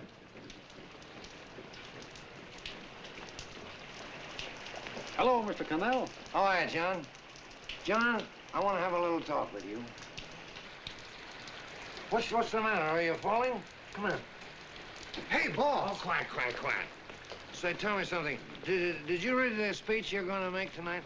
No, I never read the speeches before I make them. I get more of a kick out of it that way. Uh-huh. It's just exactly what I thought. Beanie, go on down to the old pop and give you the speech. There's a copy on my desk. Gee whiz, boss, you know Mr. Norton told me not to leave him, not even for a minute. Go on. We'll be at Jim's bar up the street. You're a nice guy, John. I like you. You're gentle. I always like gentle people. Me, I'm hard and tough. I got a use for hard people. Gotta be gentle to suit me. Like you, for instance.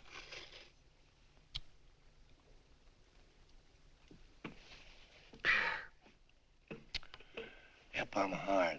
But you want to know something? I've got a weakness. Never guess that, would you? Well, I have. Want to know what it is? Star-Spangled Banner. Screw you, huh? Well, maybe it is, but play the Star-Spangled Banner. I'm a sucker for it. Always gets me right here. Know what I mean? Yeah, it gets me right back here. Oh, back there, huh? Well, every man to his own taste. You weren't old enough. You weren't old enough for the World War, were you, Jim? No, of course not. No, you must have been just kidding. I was just ripe and raring to go. You know what my old man did when I joined up? He joined up, too. Got to be a sergeant. And here's a kick for you. We were in the same outfit. Funny, huh? Hmm?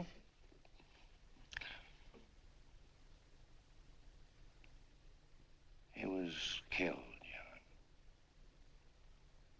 I saw him get it. I was right there, and I saw it with my own eyes.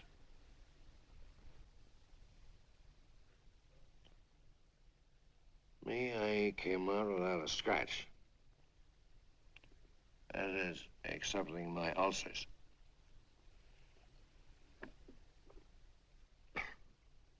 I should be drinking milk, you know. This stuff is poison. Hey, Tubby. Yes, Mr. Connell? What do you say, huh? All right. Yep, I'm a sucker for this country. I'm a sucker for the Star-Spangled Banner, and I'm a sucker for this country. I like what we got here. I like it. A guy can say what he wants and do what he wants without having a bayonet shoved through his belly. And that's all right, huh? You betcha. Yeah. Well, we don't want anybody coming around changing that, do we? No, sir. No, sir. And when they do, I get mad. I get boiling mad. And right now, John, I'm sizzling. I get mad for a lot of other guys besides myself. I get mad for a guy named Washington, and a guy named Jefferson, and Lincoln. Lighthouses, John. Lighthouses in a foggy world. You know what I mean? Yeah, you bet. Listen, pal. This fifth column stuff is pretty rotten, isn't it? Yeah, it certainly is. And you'd feel like an awful sucker if you found yourself marching right in the middle of it, wouldn't you? You. Of course, you would have known it because you're gentle. But that's what you're doing. You're mixed up with a skunk, my boy. A no-good, dangerous skunk. Say, you're not talking about Mr. Norton, are you? I'm not talking about his grandfather's pet poodle.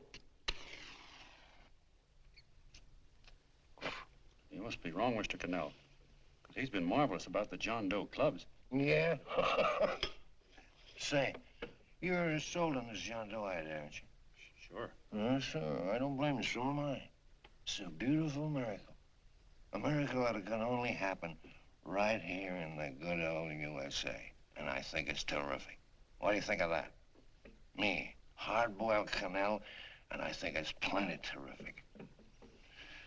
All right. Now, supposing a certain unmentionable worm whose initials are DB was trying to use that to shove his way into the White House so he could put the screws on, so he could turn out the lights in those lighthouses. What would you say about that, huh? Nobody's going to do that, Mr. Cannell. They can't use the John Doe clubs for politics. That's the main idea. Is that so? Then what's a big political boss like Hammett doing in town? And a labor leader like Bennett? And a lot of other big shots are up at DB's house right now. Wolves, John. Wolves. Waiting to cut up the John Does. Wait till you get a gander at the speech you're gonna make tonight. You're all wet. Miss Mitchell writes those speeches. Nobody can make her write that kind of stuff. They can't, huh? Who do you think writes them? My Aunt Emma? I know she writes them. And gets a big bonus for doing them, too. A mink coat and a diamond bracelet. Don't write them. Why, that gold-grabbing dame would double-cross her own mother for a handful of Chinese yen. Cut up. If you weren't drunk, I'd... Hey, boss. Here's the speech, boss. Hey. Go on and read it, John, and then start sucking.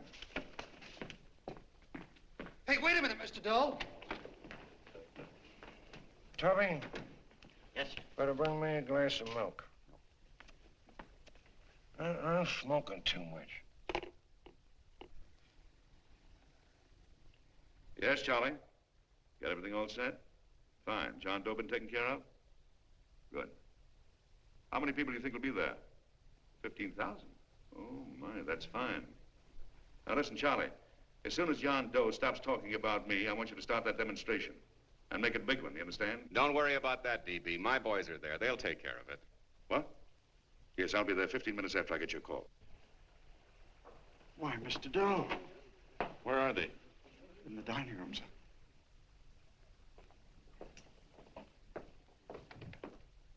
Now, gentlemen, I think we're about ready to throw that great big bombshell. Yeah, well, it's about time. Even a conservative estimate shows that we can count on anywhere between 10 and 20 million John Doe votes. Now, add to that the labor vote that Mr. Bennett will throw in, and the votes controlled by Mr. Hammett and the rest of you gentlemen in your own territories, and nothing can stop us. As I said before, I'm with you, providing you can guarantee the John Doe vote. Don't worry about that. You can count on me on one condition. Little Bennett's got to be taken care of. Didn't I tell you that everybody in this room would be taken care of? My agreement with you gentlemen stands. I'm with you, D.B., but I still think it's a very daring thing we're attempting. These are daring times, Mr. Barrington. We're coming to a new order of things. There's too much talk been going on in this country. Too many concessions have been made. What the American people need is an iron hand. You're right. That's true. You're quite right, D.B. Discipline. Right. And now, may I offer a little toast to Miss Ann Mitchell, the brilliant and beautiful lady who is responsible for all this. Miss Mitchell. Mr. Norton, I'd like to talk to you alone for a minute. Oh, Miss Mitchell has something to say to us. That's fine.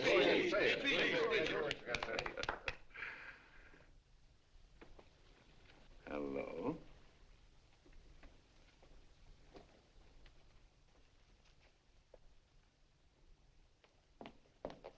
John, I'm so glad to see you. I was terribly worried. Did you write this? Yes, I did, John, but I had no idea what was going on. You didn't? No. That's a swell bracelet you're wearing. John, why aren't you at the convention?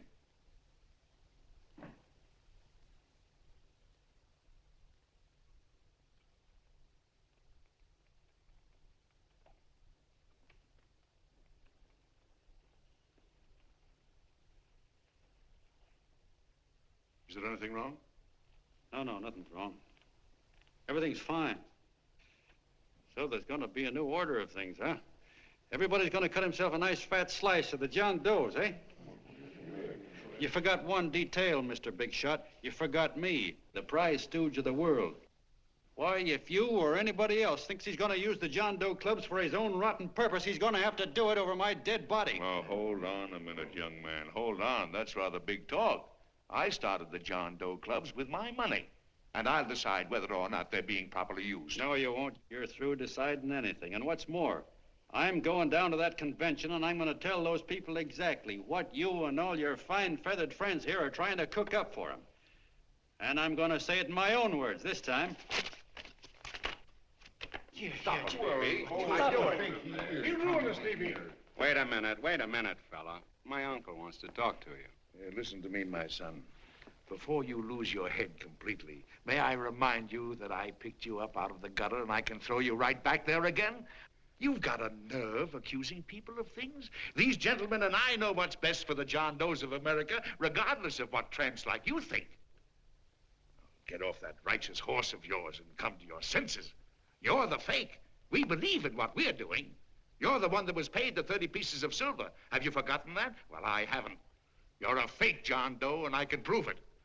You're the big hero that's supposed to jump off tall buildings and things. Do you remember? What do you suppose your precious John Does will say when they find out that you never had any intention of doing it, that you were being paid to say so? You're lucky they didn't run you out of the country. And with the newspapers and the radio stations that these gentlemen control, we can kill the John Doe movement deader than a doornail. We'll do it, too, the moment you step out of line. Now, if you still want to go to that convention and shoot your trap off, you go ahead and do it.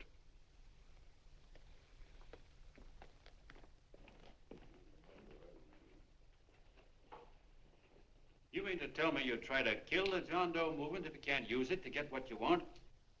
You bet your bottom dollar we would.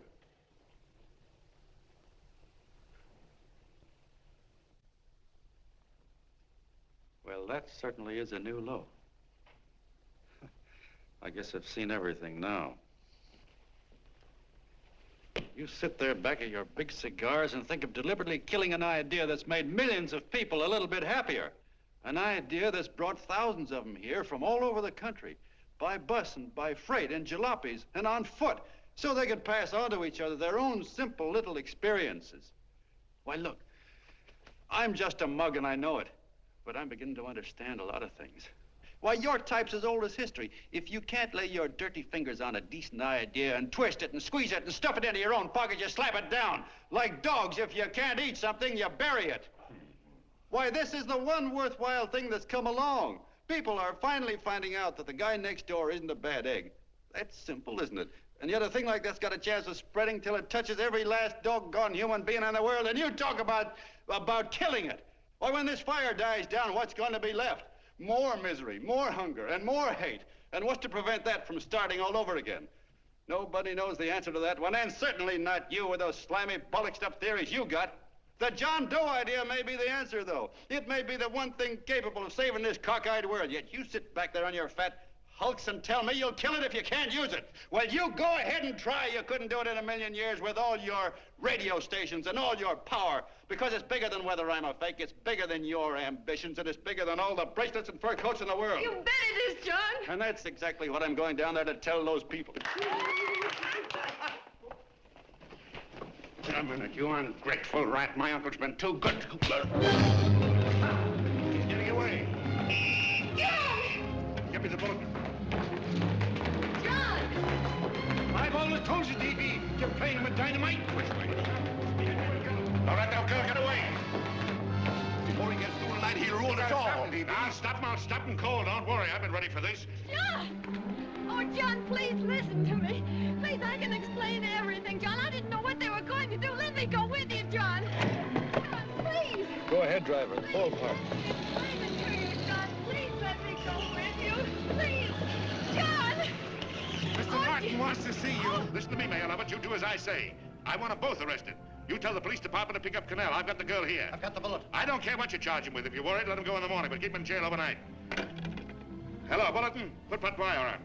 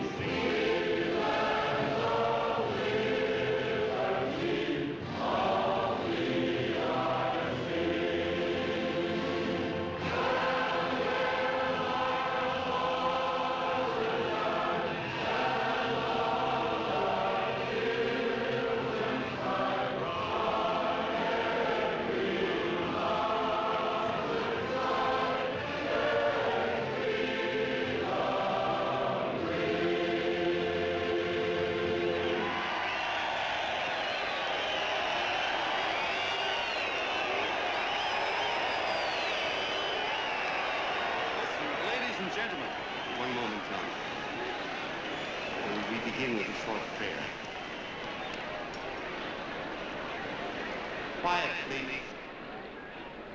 Ladies and gentlemen, let us have a moment of silent prayer for the John Does all over the world, many of whom are homeless and hungry. Rise, please. Everybody rise.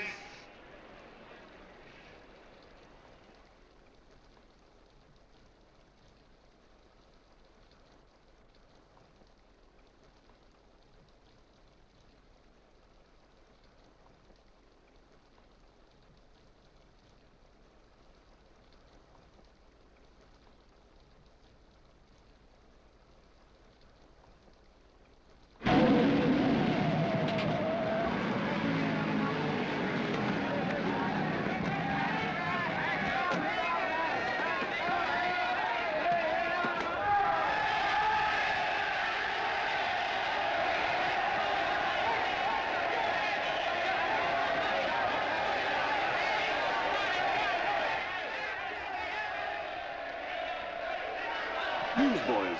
Hundreds of yelling newsboys are swarming into the park like locusts. They're yelling John Doe's a fake. Fake.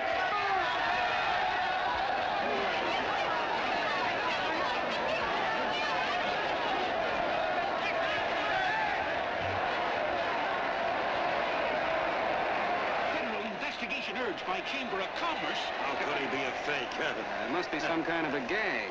A what? A gag. A gag.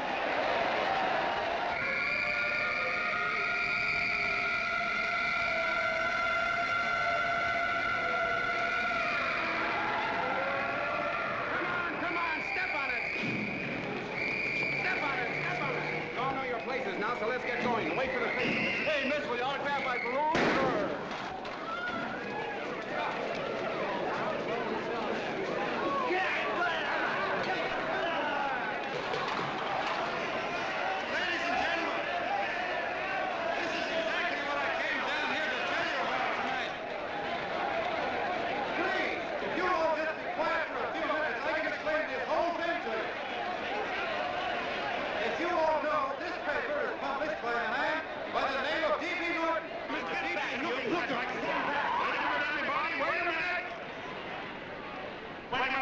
Gentlemen, my name is D.B. Norton. You all know me. I accuse this man of being a faker. We've been taken for a lot of suckers, and I'm the biggest of the lot. I spent a fortune backing this man in what I believe to be a sincere and worthy cause, just as you all did. And now I find out it's nothing but a cheap racket cooked up by him and two of my employees for the sole purpose of collecting dues from John Does all over the country. That's a lie. It's not a lie. Nickels and dimes to stuff into their own pockets. You can read all about it in the newspapers there. That's a lie. Listen, don't believe what... This man had no intention of jumping off the top of a building. He was paid to say so. Do you deny that? That's got nothing to do with it. Were you paid for it or weren't you? Yes, I was paid, but there And happened... what about the suicide note? You didn't write that either. What difference did you write it or didn't you? No, I didn't write it. Now, you bet your life you didn't. You look in your papers, ladies and gentlemen, and you'll find Miss Mitchell's signed confession that she was the one who wrote it. Listen, folks, it's a fact that I didn't write the letter. There, you see, he admits it. You're a fake John Doe. Now, for what you have done to all these good people, they ought to run you out of the country. And I hope they do it.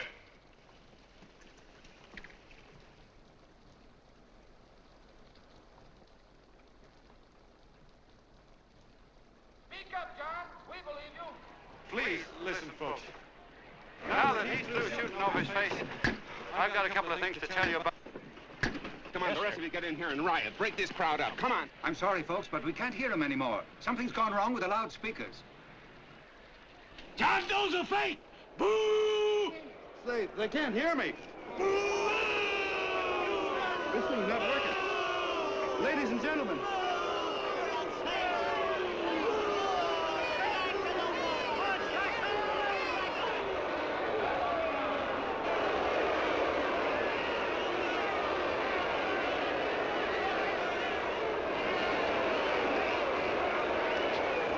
This thing's bigger than whether I'm a fake. Look, Bert, you believe me, don't you? Sure, I believe you. Walking my legs off, thinking up 5,000 signatures for a phony. Well, there you are, Mr. Doe. 5,000 names asking you not to jump off any roof. It makes no difference, Bert. The idea's still good. We don't have to give up our club. Yeah, well, you can have it. They're starting to throw things. Somebody's going to get hurt. I'm afraid it'll be John Doe. Listen to that mob. I've got to go to him. All right, lady. Get what you ought to. Let me go. I want to go to him. Oh, please. Please let me go. They're crucifying him. I can help them. Sorry, sister. We got orders to hold. Orders from who? Can't you see it's a framer? And oh, Mother, they won't let me go. They won't let me go. Listen, folks. You gotta listen to me, everybody. Back to the jungle, you hobo! Just another racket. Stick to your clubs. We've been fed baloney so long, we're getting used to it.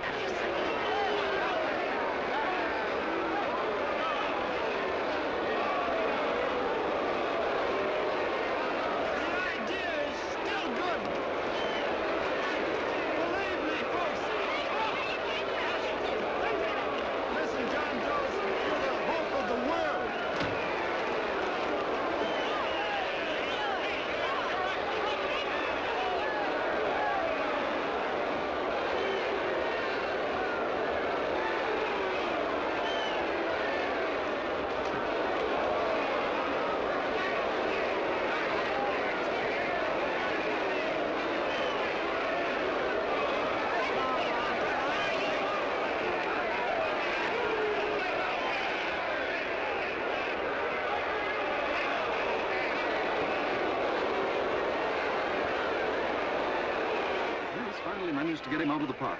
But if that boy isn't hurt, it'll be a miracle. Ladies and gentlemen, this certainly looks like the end of the John Doe movement. Well, boys, you can chalk up another one to the Pontius Pilates.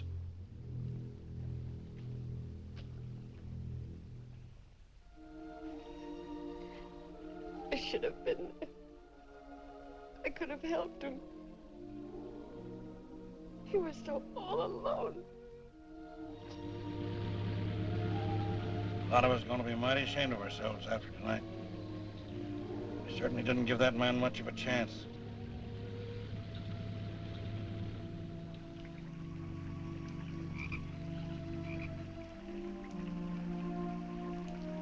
Have some more coffee, Long John?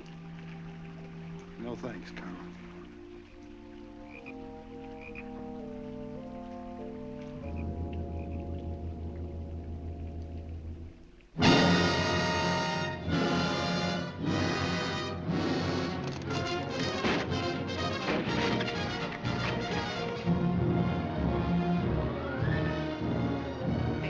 Racketeer, liar, cheat, imposter.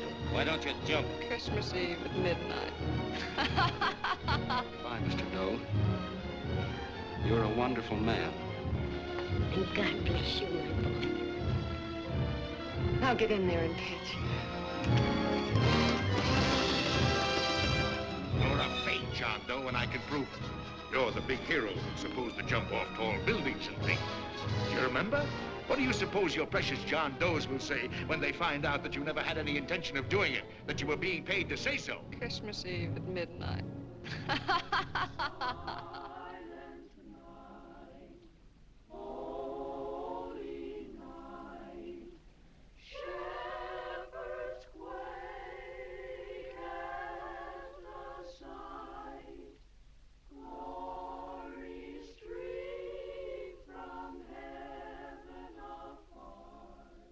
Merry Christmas, son.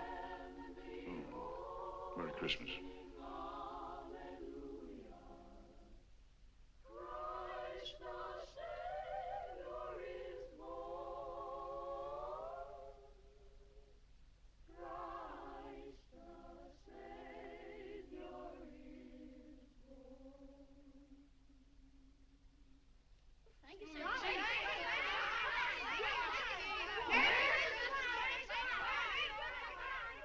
Who?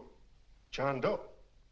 Is that screwball still around? Ah, Dame's been calling all day. Sure, I know. Yeah, at midnight, huh? Okay, lady. We'll have the place surrounded with nets. They're laughing at me.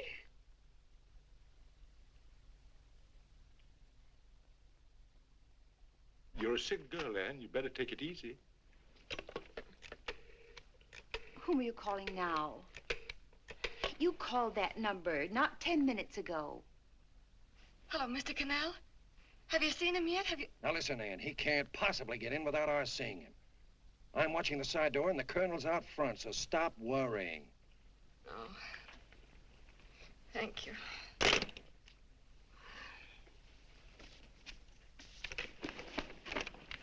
What, Ann? Anne, don't be foolish.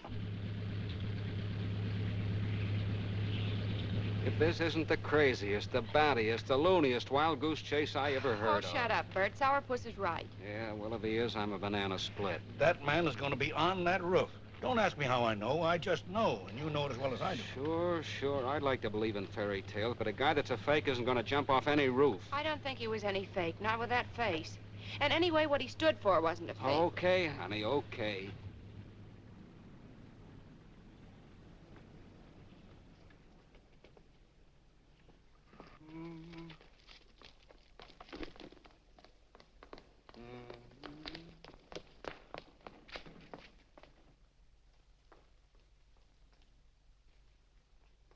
Elevators ain't running.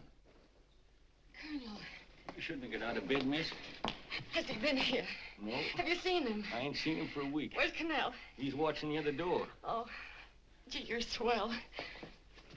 Oh. No sense in going up there. I've been here for hours. He ain't here. Let me go, will you? Now that's crazy. It's 14 floors.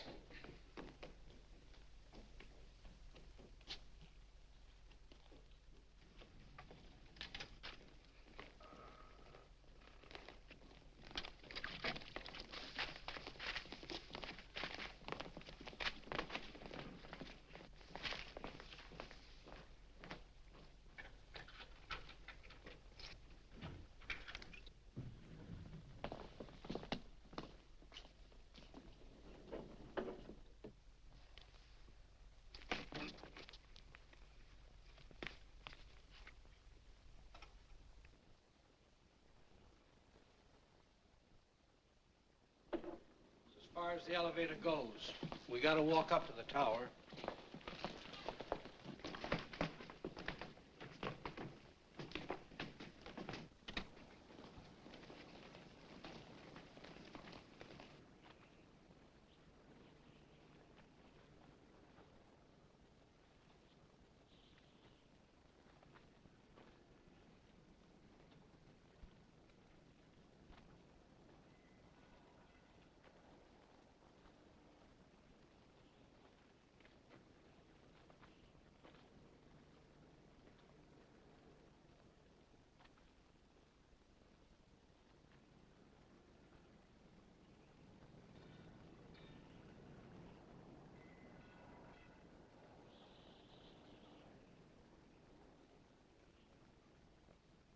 That tramp was probably full of Christmas cheer and asleep in some flop house. Let's go. I've got to decorate my tree.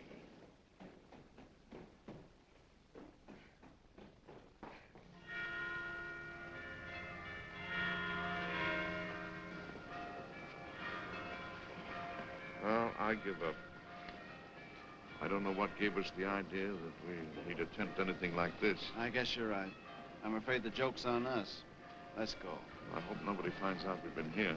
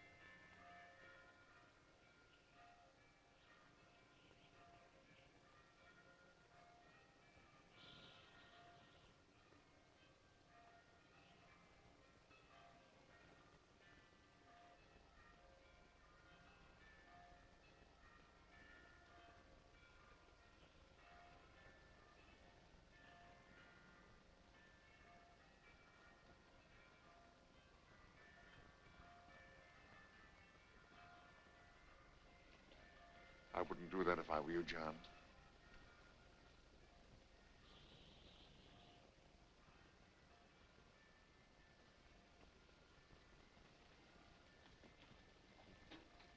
It'll do you no good. Mayor has policemen downstairs with instructions to remove all marks of identification you may have on your person. You'll be buried in Potter's Field and you will have accomplished nothing.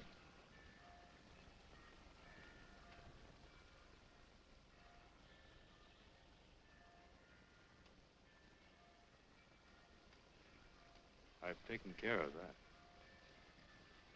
I've already mailed a copy of this letter to Mr. Cannell. John, why don't you forget this foolishness? Stop right where you are, Mr. Norton, if you don't want to go overboard with me.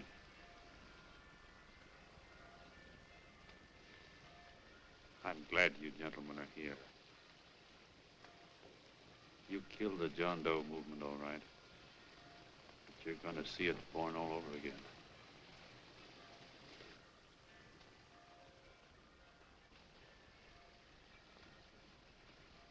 Now, take a good look, Mr. Norton.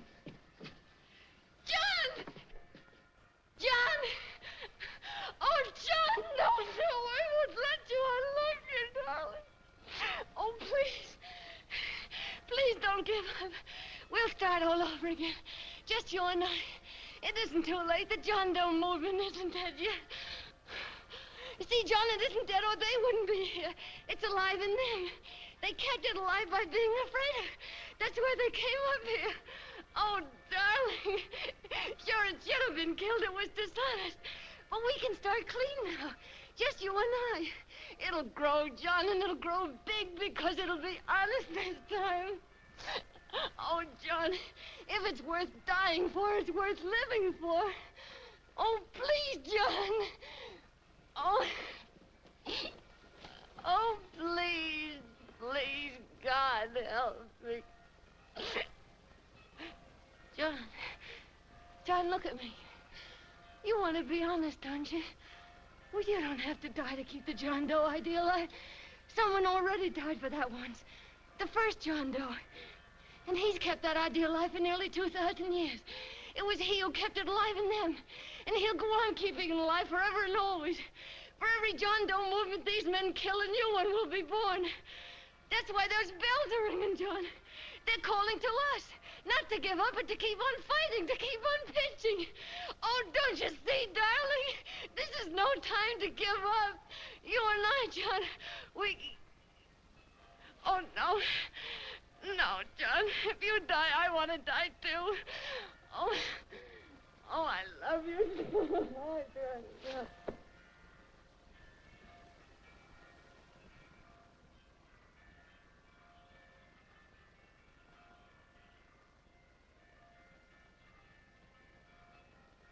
Mr. Doe, you don't have to.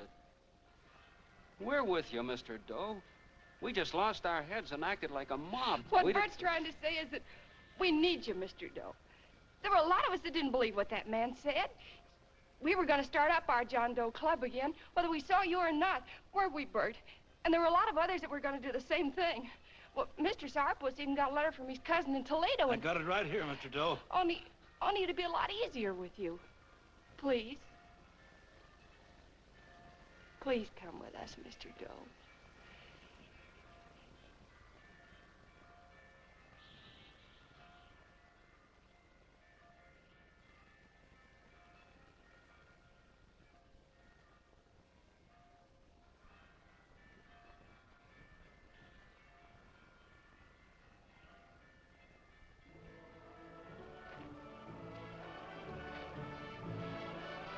Long John. Mr. Doe. Here, we'll help you with it. She'll be all right. Mr. Doe, take her right down to the car. And right up. Look, we got a car right down. They are, Norton, the people. Try and lick that.